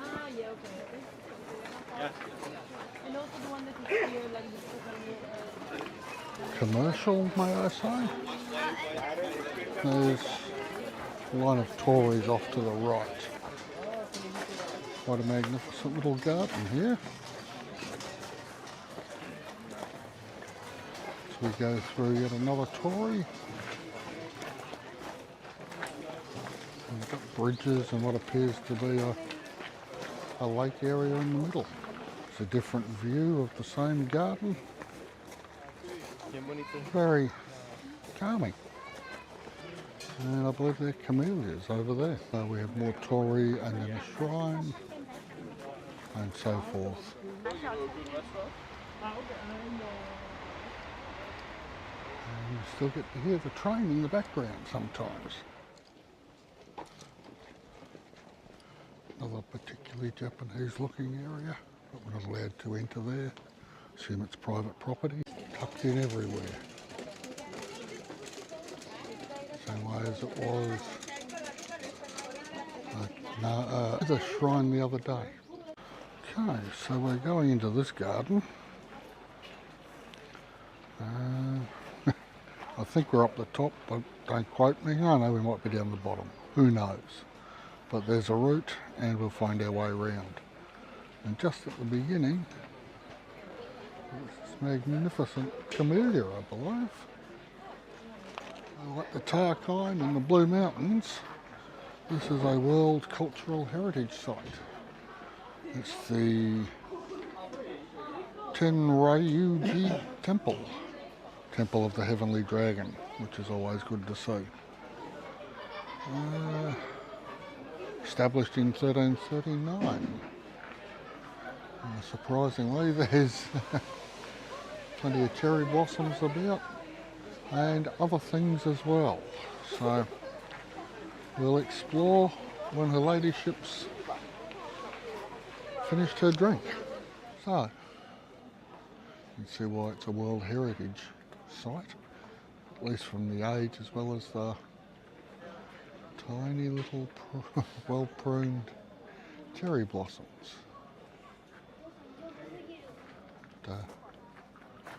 And they're everywhere. I think that's some sort of azalea, but don't quote. It's camellias, I believe. Very pink. An interesting moss-covered ground. Yes, this is in fact one of those camellias. This, I think, is a Japonica quince. And it is gorgeous. And you can tell from the strange branchings of the branches and the way the flowers are gorgeous. An Otomi camellia, topped by, of all things, cherry blossom. Next to it is another Japonica. I'm sure that's a Japonica quince. There's the hand to give you some idea of the scale of the flowers. They are gorgeous. We have here, it says midget, I think they mean miniature crabapple, just starting to blossom. I do much prefer apple blossom, and I was right. These are in fact flowering quince. Very large and unusual, well, perhaps not for these parts, form of azalea that I've never seen before. Very purpley, very nice. And you can see the small offspring of the larger trees around. Very interesting ground cover. Here's some more of this central leader, really short arms pruning technique that was seen through Tokyo and Kyoto on the larger trees in town. These are interesting little yellow flowers. They are Japanese cornel. See if I can get my hand under one to show you the scale. There you go. Gorgeous little yellow flowers. And for Marx Brothers fans, in particular the Duck Soup film, you really should be drinking mint juleps under this magnolia tree. Chinese red bud, it either has or is yet to be, but there you go. Lilac persimmon, but not yet. They're very close. The star magnolia, for those of you that are interested in your mint juleps. Appears Greta gets everywhere. This is a Thunberg meadowsweet. And you can see how tiny the flowers are there. Probably 3 to 5 mil each petal. Very attractive. Again, it's so easy to get carried away with the flowering trees and whatnot that it's possible to forget the ground cover, which is just magnificent. So there's a white Ryukin azalea, nothing showing. There's a flowering quince. The white one on the closest tree, but the red has gone berserk. Glorious tree. This appears to be some sort of, well it is, cherry blossom, but over some sort of a fishing well. Sort of try and land it in the frog's mouth, I think. These ones are well and truly on the way and in bloom. Very attractive. We have, of course, being a Japanese garden, you'd have to have a water feature of some description. just starting to get a few sprinkles. So who's to know? Looks like another star magnolia in there. It appears that the whatever it is that's growing on this one is part of is a feature, not a bug, because the plant is called leopard plant, which makes sense from the sort of structure here. But it's typical Japanese shape, but quite magnificent. Woodwork involved naturally. And this version is a weeping version. Next. 1, 2, and have a look. Yeah, I trust you. Thank you so much. Couple of them. And sitting behind the weeping cherry is another one of those things.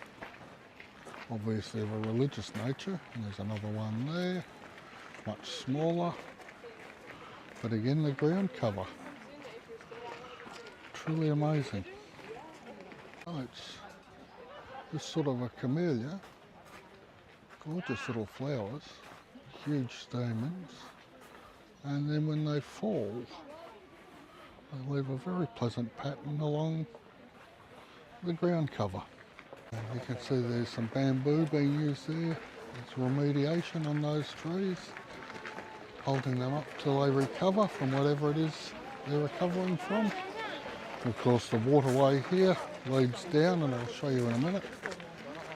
I don't know what that's called anywhere else, but in Brisbane they're called Pride of India. And that waterway, as you can just see, the drops of rain falling, trickles down under a little footbridge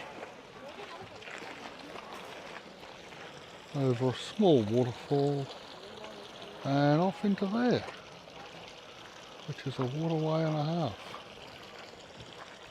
Some very impressive stone and rock work around the perimeter. Even with the masses of crowds here today, it's quite calming. And a nicely raked pebble area overlooking the water feature. View across the water feature. But as with Japanese water features, there's a distinct lack of water feature. For a split second there was a clear view of the whole of the water. So I actually had to get up off my bum to do this. So I hope you all appreciate it. So I say, no waterfowl. I would expect ducks on this normally. More of a close-up of the repair work and the way the bamboo's being used to hold up the tree and while it heals. Little bamboos as ground covers, like we saw in that shrine in Tokyo. Some very nice ferns and a white, whatever that says, there and there. Delicate little flowers. There is nothing you can't do with bamboo. Yellow Japanese azalea. Yet we're about 2 weeks early. And another out of the blue little water feature. You can see up here that the bamboo is used to make falling water sounds with it. To add an extra layer.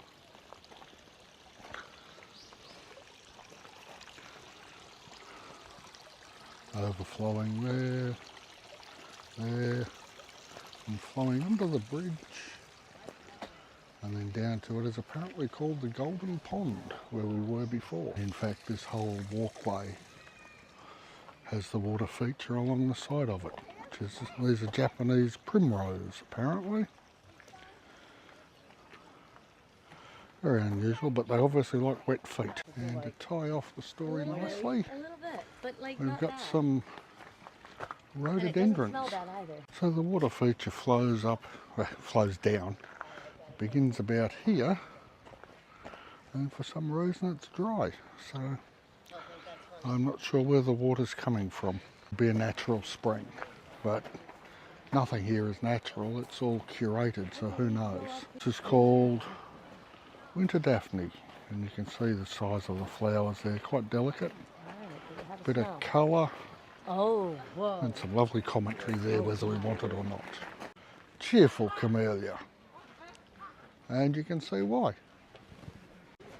A wada rhododendron, very different shape, same principle, lots of little flowers, and you can see there as it's about to burst bud, and a bit further back in the cycle. More camellias here than rhodos, but still just as nice. Unusual coloration. Some sort of lucky wishing frog. You get them in every culture. There's the Buddha in the background. As I showed earlier, it's all underneath this weeping cherry blossom tree. Another one of these Wada Rhodo. They are really unusually packed flower heads. Satsuma trefoil azalea. The azaleas here are just stunning. That sort of cherry, funnily enough, it's in bloom. I have no idea what this is, but look how delicate the flowers are. If you know, drop a comment below. Hi. Hakagi. Look at the flowers there and there. Hakagi azaleas. They are different. Back into the forest. And there's some sizable pieces of bamboo there. 8, 10, 12 inches across. 20, 25, 30 centimetres across. So much height and depth. They meet at the top. And that rain that was falling is not reaching us. About strange juxtapositions. These cherry trees almost in bloom over this lake of dead things. I assume they'll regrow in summer, but glass house there in the middle of a profusion of growth. 4 gentle samurai gentlemen and a few bob in yen. These are the big 4 of Tosa. Nakaoka Shintaro, Sakamoto Roi Omi, Taichi Zuanzen, and Yoshimara Tarataro. I'm not sure, might be female. That's a cafe. There's their fair. And a little sanctuary there. Not sure what they are, but they are gorgeous little flowers as we're walking back to the station. We'd have found our way into a residential area, which is quite nice. Narrow little laneway. Quite a sizable width of drain underneath, probably 30 centimetres across.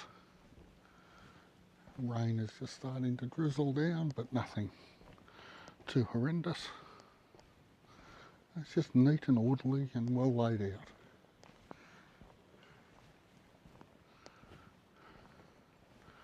You definitely benefit from one of those key cards. Is that a puss cat?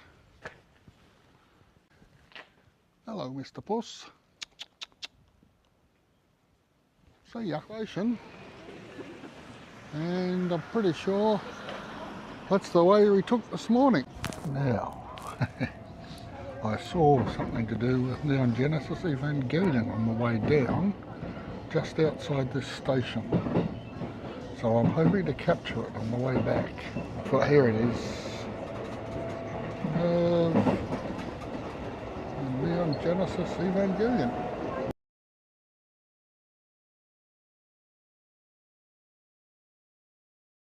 Just outside the Flex Hotel. Got some magnolias up there starting to bloom. It is spring and cherry blossom, but it's not as obvious here in Osaka. According to Google Translate, This is a bicycle parking spot. Don't leave rubbish, don't leave butts. It's an interesting place, Osaka. I'm having trouble getting a handle on it. We've spent, well, to start with, we went to the wrong hotel flats because there's so many of them. South of here, I believe, but I still haven't got a handle on that yet either.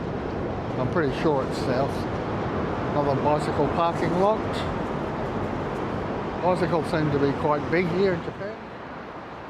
Within a short distance of the hotel, of course, a 7-Eleven. They are everywhere. So there's the hotel over there. Come under this roadway.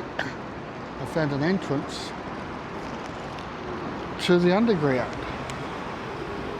So that might be easier than trying to work our way through Osaka Central Station, if that's what it's called, because it's an absolute bloody nightmare. Right, so,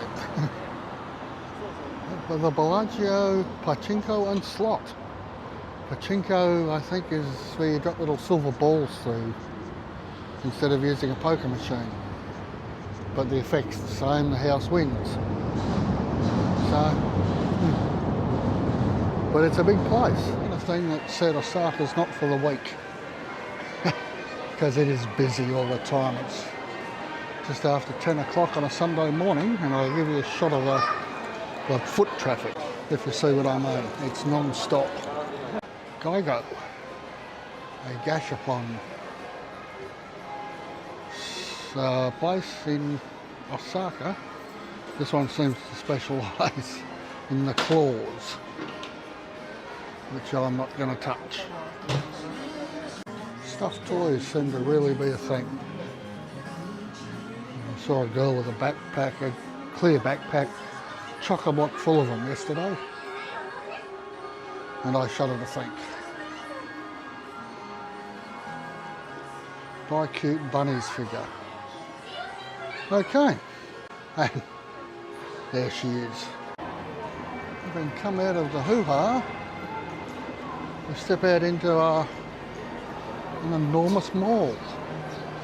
The Takashimaya building across there, quite magnificent. It reminds me of the pedestrian mall in Cork. Got that same sort of feel to it. So we'll go for a wander. The masses are gathering as we approach the Running Man sign in Osaka. Welcome to Osaka, alright? The noise just keeps going up and up. And you've got that glorious stone building there. It is an eclectic mix, I guess you'd call it. And there's a pillar over there. I think that's Cafe Street down there. We'll have a look in a minute. And then, of course, you can always catch a dose of the crabs anywhere. And of course, we come to the bridge and this street here, along the waterfront. And there he is. Apparently he's a world-famous running man from Osaka. The lunacy of the crowds has made it all worthwhile. As I say, Osaka is not for the weak. There are so many people. Like some scene from the 1970s, 80s Doctor Who, seems to stretch out further the further you walk. Heading back the other way, it seems to be the same distance in every direction. It's just mind-boggling. Uniqlo and GU. GU's like their, I don't know, home brand version, for want of a better phrase. They're quite big here. There's another shop at the other end of that monstrosity of a mall. Nice gear, fairly reasonably priced. I noticed that there's one in Sydney as well. Uniqlo, not a GU in Sydney. Not yet anyway. Now this is one of the cross streets off this madness, which is just as frenetic but with less people. Look at the electricity wires, for God's sake. An address I could live on. Cafe Street, Namba. We'll see what it's like when we get there. The one thing that allows me to find her ladyship in this crowd of black-haired people is the colour of her hair. But today she purchased a black cap. And so when I look around, I can't see her. So now I just stand still and wait for her to find her. We're just about to get on the train further down that way. But they were for women-only carriages. There's 2 of them. So we were forced to wait an extra 2 minutes for the next train, which should be here any minute. So we've found one of these famous hole-in-the-wall shrines just around the corner from the hotel. So we're going to go for a walk and find it, I hope. And down this street apparently, and around the corner is the shrine. So we'll walk along. Got a car parking area, not far from the station, I guess. All kinds of little cars. Not that many K cars here in Osaka as there were in Kyoto, but it has much smaller streets. And we have some leftover electioneering cards from the last general election here in Tokyo, in Japan. Look at me. Here's the shrine.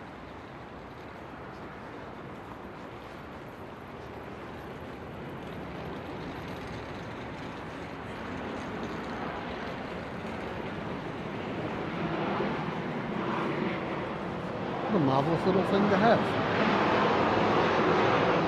We'll step inside. There's a small torii. Let us know we're entering the shrine. All kinds of little things. I really must find out what those things are called. If you know, please drop a comment, because I'd love to know. A couple of lions defending the place.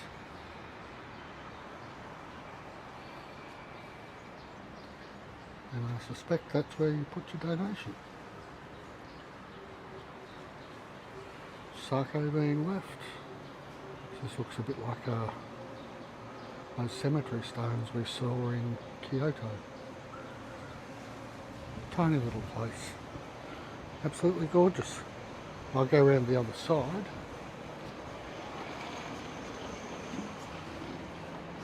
And have a look in there.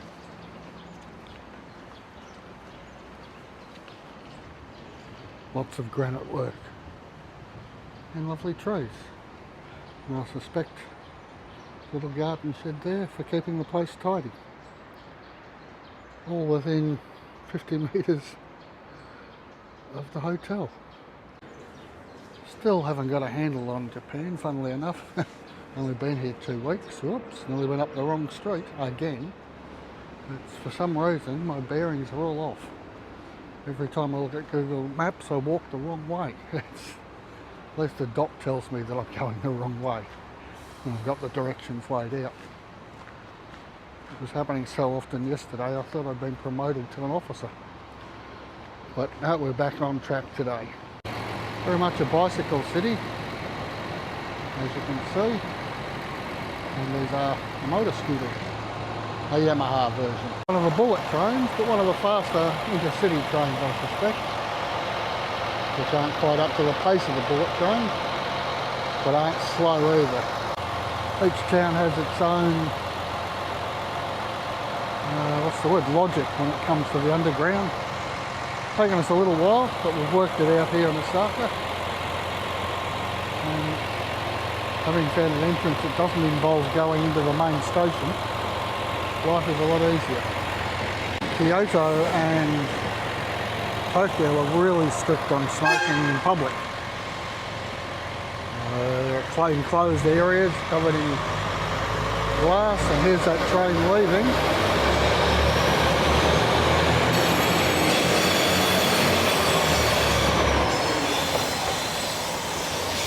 Not overly large, but big enough, I guess.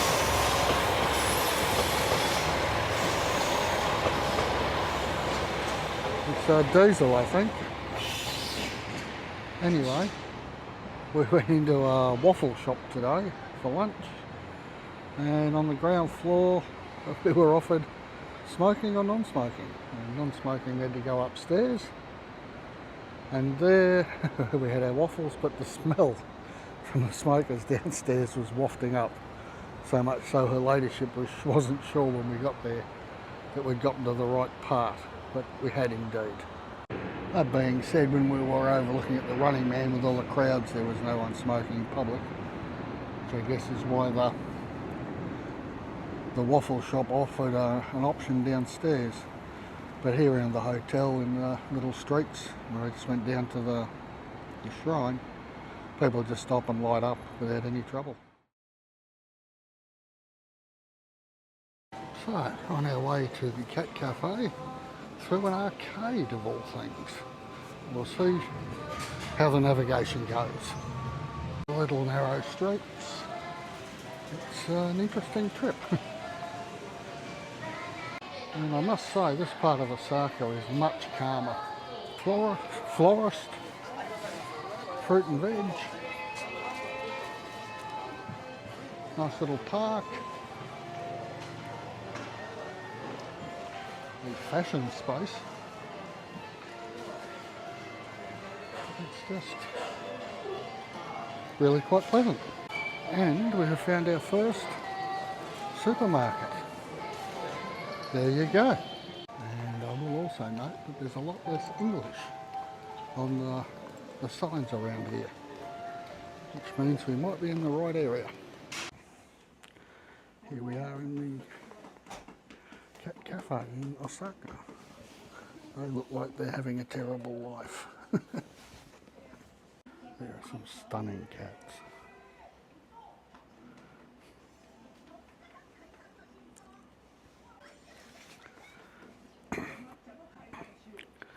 One to rival Rascal.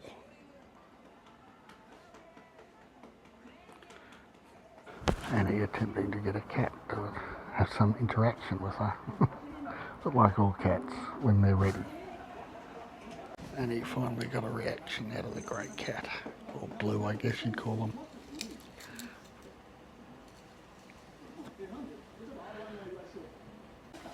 And she got the touch one. So I cracked myself.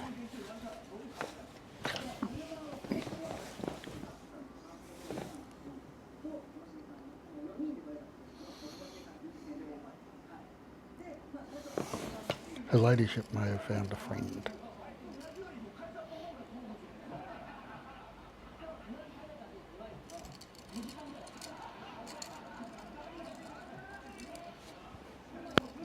And her ladyship has made another friend. Little pussycats. The grey one over there, or the blue one, is frozen. Once the ginger came over and the ginger's tail was wagging, so he's getting ready. There's going to be a nip. Yep, her ladyship has definitely found a friend here in the Cat Cafe. And here comes Ginger. Everyone moves out of his way. Mr. Puss. Bye, Mr. Puss. Someone had a slip and everyone was all disturbed, but now they're calming back down again. You at least expect it. I just did a Google Translate on this. If you feed the cats, we will sue for damages. I guess something's lost in translation, but basically don't feed the cat. We're heading towards Osaka Castle. I don't think we go into the castle, we're looking for the park around it. That seems to be the direction the masses are travelling. This was one of, let me think, where did I see it? 16 warehouses that were built in ancient times by the king, by a great king who built large tumuli around Mozu and Furuichi in order to make a display of great power. But they're probably for grains, rice I would imagine, and millet. But they have the touch of the Polynesian about it. Maybe it's just the thatching and the point of heading towards the gardens, and already there's a display. See the size of the flowers there against the hand. Very delicate but massed. Plenty of space in this part of the world. Nice wide streets and boulevards. And we're heading across that way, I believe. That's the gardens we're headed across to.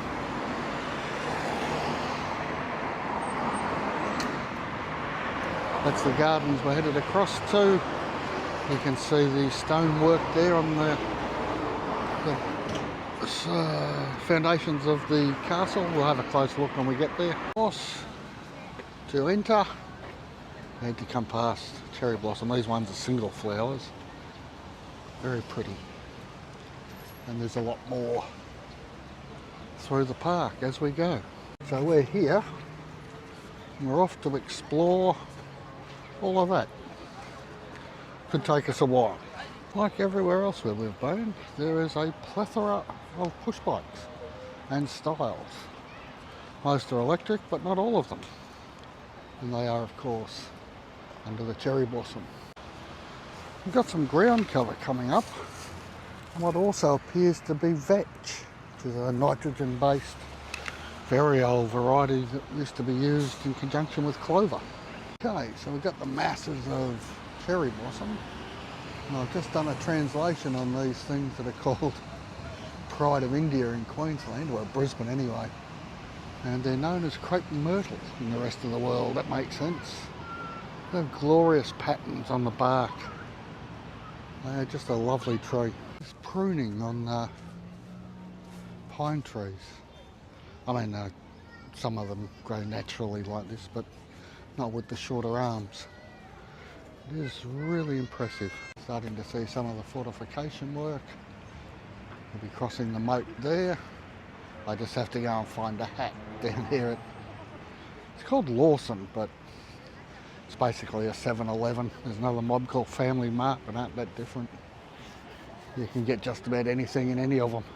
More of these nicely pruned little pine trees. They're really quite calming. Very pleasant. Route over the moat and into the castle grounds. We're going to have a look at that.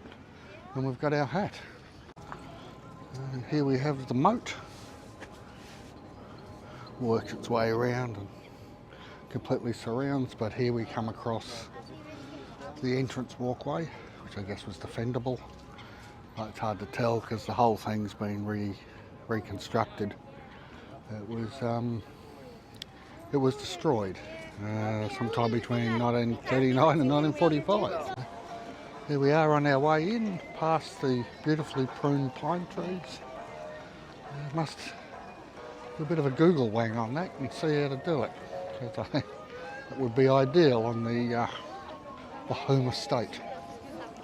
See the massed cherry blossoms over there. We'll work our way around. Bit of a close-up on those pruned pine trees. They're just very interesting.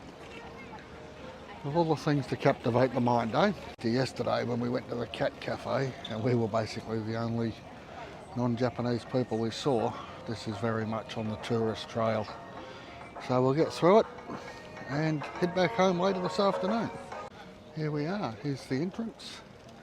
And we go from the pine trees on the outside to what appear to be a lot of cherry blossoms on the inside. So you come through the entrance. There's a sort of courtyard for assessing people before another set of gates. Makes sense defensively. And with some loopholes in the wall there for the firing of muskets or crossbows or ordinary bows. You can see some smallish, well, fairly big rocks there used in the wall. But then you get this mother of all rocks, the size of it. Another one down there, and a third one there. I don't know if they were moved here or they were built here, but they're definitely faced. And this tells you all about where we are. More granite facing on the, well, granite stones, and a lot of bolts here holding the timber in place. It would not be an easy place to get into pre-gunpowder, I suspect post gunpowder it would have just shattered. Some sizable timbers up there, as you can see. As you come through, it's really quite pleasant. Quite calming. And again, lots of, by way of a change, cherry blossom for this time of year. Rename her ladyship the Cherry Blossom Queen because she has an obsession with them. Quite pleasant. It is, as I say, I prefer apple blossom, but these aren't too bad. The effect is somewhat ruined by all these plastic lanterns, but there you go. This is the Osaka Castle main tower. Cannot be reached from here. Well, that's lucky. I wasn't attempting to. Into the Machinima Maru Gardens. $7, $6.50. Rather pleasant. Lots of cherry blossoms for her ladyship. And more moating over here. This is more of a ditch than a moat because it's empty. And some rather impressive water pipes. But again, the cherry blossoms are everywhere. And under the rubric of life always finds a way, some pruning being done here, but there's little buds about to burst. Here's another one of these things with the little flowers that we saw in Kyoto. I have no idea what they are. If you do, drop a comment below. To give you some idea of the sheer scale of the place, up there on, I guess you might call them ramparts, are people. It is monumental, which is something I guess you'd expect for a castle. Not sure if you can see, but if you look through the middle of the cherry blossom there, it just goes on and on. It is quite a pleasant thing.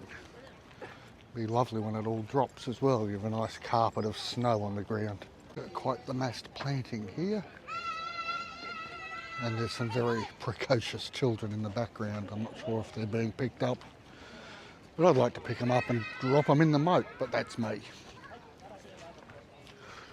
And what was a ditch up further, you can just see the edge of it there, has turned back into a moat. So it's not level. And there's plenty of cherry blossom here as well.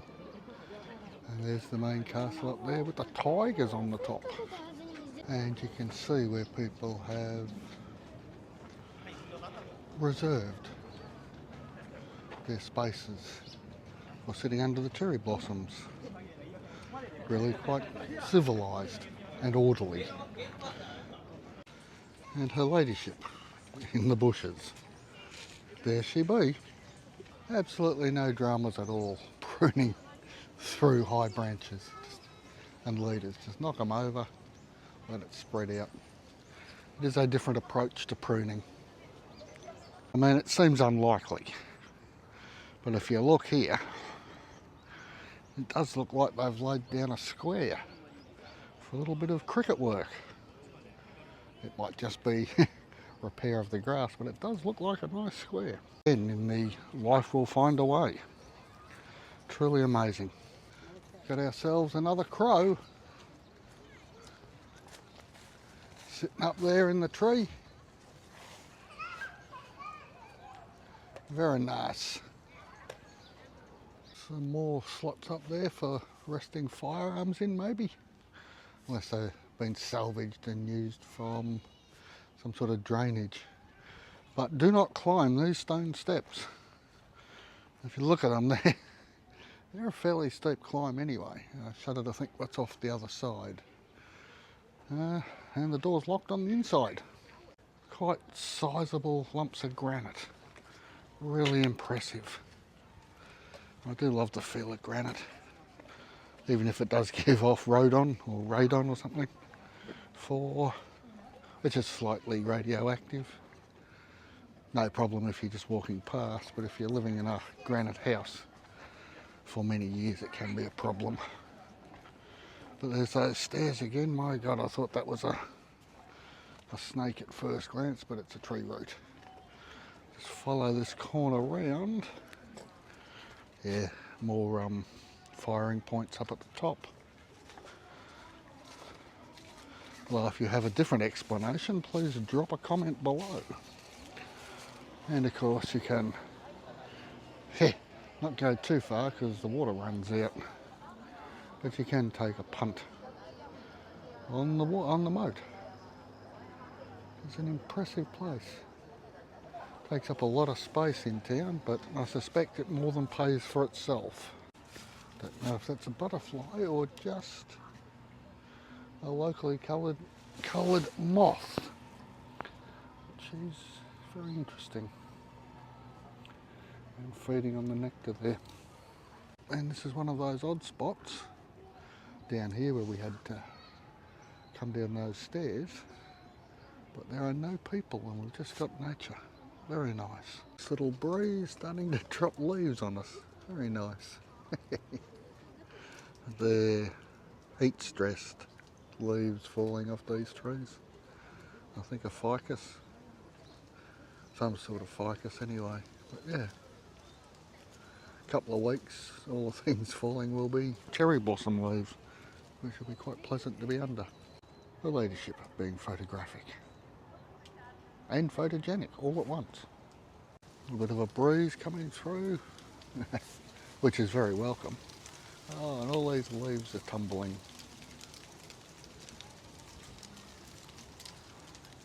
Figs in springtime, eh? Definitely water stressed, I would think, which seems odd. There's plenty of water about and the ground doesn't seem dried out. But who's to know? There's a whole avenue of them. And they're about a week away from being flat chat. Okay. The tree, the ancient building, more trees, cherry blossoms, and skyscrapers in the background. Round to whatever the hell that building is over there. By way of a change, more cherry blossom and those gloriously pruned pine trees. Can't go up those steps either. Clearly going into a shrine here. They have no trouble moneylenders and religion. Garlic shrimp or strawberry chocolate. Yeah. There's no need to say a word, I don't think. And what appears to be the centrepiece of this little section, nicely framed by the cherry blossom behind. We're going to find out who this young fella is. Not sure who the big fella is, but the flag to the left here, when translated, says, "Success leads to failure." I only know something by knowing its opposites, obviously, what that's all about. So another Tory, and there's the shrine up there. We won't go up and do the usual stuff. It's all, people are taking it very seriously, but some nice architecture. Bit of a close-up of it. It's really impressive. I don't know if they're green tiles or if they're copper that's gone green. I think they're probably ceramic. And when you least expect it, Japan delivers. And as I say, granite's a big thing in these parts, as you can see on this Tory. It's a lovely stone. Well, 2 days ago when we got into Osaka from Kyoto, I thought it was humid. It's not any better today. Yesterday was lovely. But today is really quite humid and muggy. And a good reminder of calming Tasmanian weather. More confirmation that there's not just crows in Japan. There's different pigeons too. I've seen closer to the hotel. I'll see if I can get them on video. These are just your bog standard feral pigeon. Sort of castellated building up there.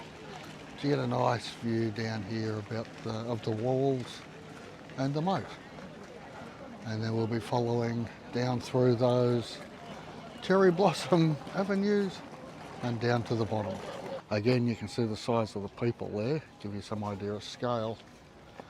And then you get another avenue down that way to a different subway line. And you can see down there that this moat can be fuller.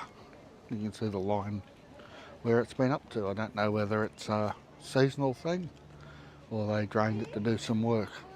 Assuming this fella here, 1415 to 1499, fair run, is related to this shrine, this temple. I'm not sure what you'd call it because I'm not sure. Yeah, there was no Torii, so I guess it's temple or just a memorial perhaps. There's some more writing off to the left on a card. I'll go and have a look.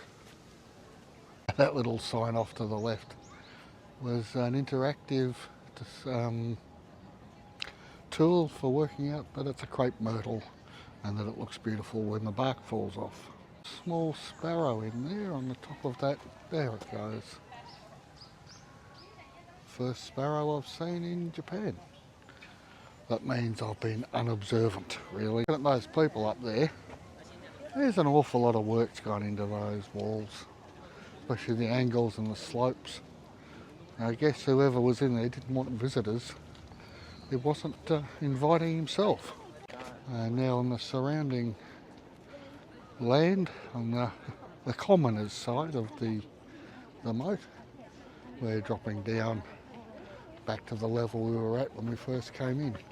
But it's a pleasant avenue. Not as many cherry blossoms here as I would have expected, but still pleasant. Now there's been a lot of specialised pruning going on here, but her ladyship just referred to them as those raggedy trees down there.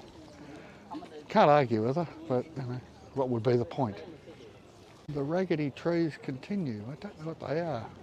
It'd be really nice if they were an apple orchard, but I don't think so. Most things here seem to be for flowering in the urban areas. For some reason, there's one of those things off the back of the light. I don't know why. And more vetch growing in amongst everything else down there. It is a beautiful ground cover. Normally used for making hay or feeding the stock straight off, but used here as just a colourful ground cover. So, according to the sign I just saw, they're apricot trees. They're stone fruit as well as the cherries. They must come into bloom. They must come into bloom a little bit later than the cherries, obviously. You can see here they're just starting to burst bud. Apricots, eh? I heard what it said, but I knew what it meant. What a hoot! Man with an owl on his head. It has taken 2 weeks and many water features. We finally found some waterfowl. A little bit different from the ducks we have at home, obviously, because they're Japanese ducks. And this is the narrower crossing across the moat into the main tower where his lordship and whatnot would have resided. And it's not an original apparently, it was rebuilt after the war. Next time we come we'll do one of the more traditional older wooden castles. I mean, it's a really well made replica. And there's the pathway out there that most people are on. We're going through this wooded parkland, I guess you'd call it. Like all things pretty much in this part of the world, it's a constructed nature. But it's been done so well it feels natural. And again, you can see the odd pruning giving quite an effect on the cherry blossom. Larger trees of the non-cherry blossom variety starting to bloom. They're starting to burst bud anyway. They come with leaves first. The cherry blossoms come with the flowers first. Each system, each species has its own system. And if more evidence was needed, it's spring. An old fella speaking in English told us about this rock. Calls it the octopus rock. It's the largest single stone used in the walls around Kyoto. And she's a big lump of rock. Well, I see it's cracked and whatnot now. So I don't know if it still qualifies as one rock. At least they had the dignity not to call it a fun run. There's another end of the moat. It is quite extensive. Another one of me chromates. Looking good. Yeah, a little bit overheated actually with the mouth open. If he comes back, yeah. And gone. Bit of a walk, but we have made it nearly all the way around. Just about finishing it up. And here we are, back where we came in.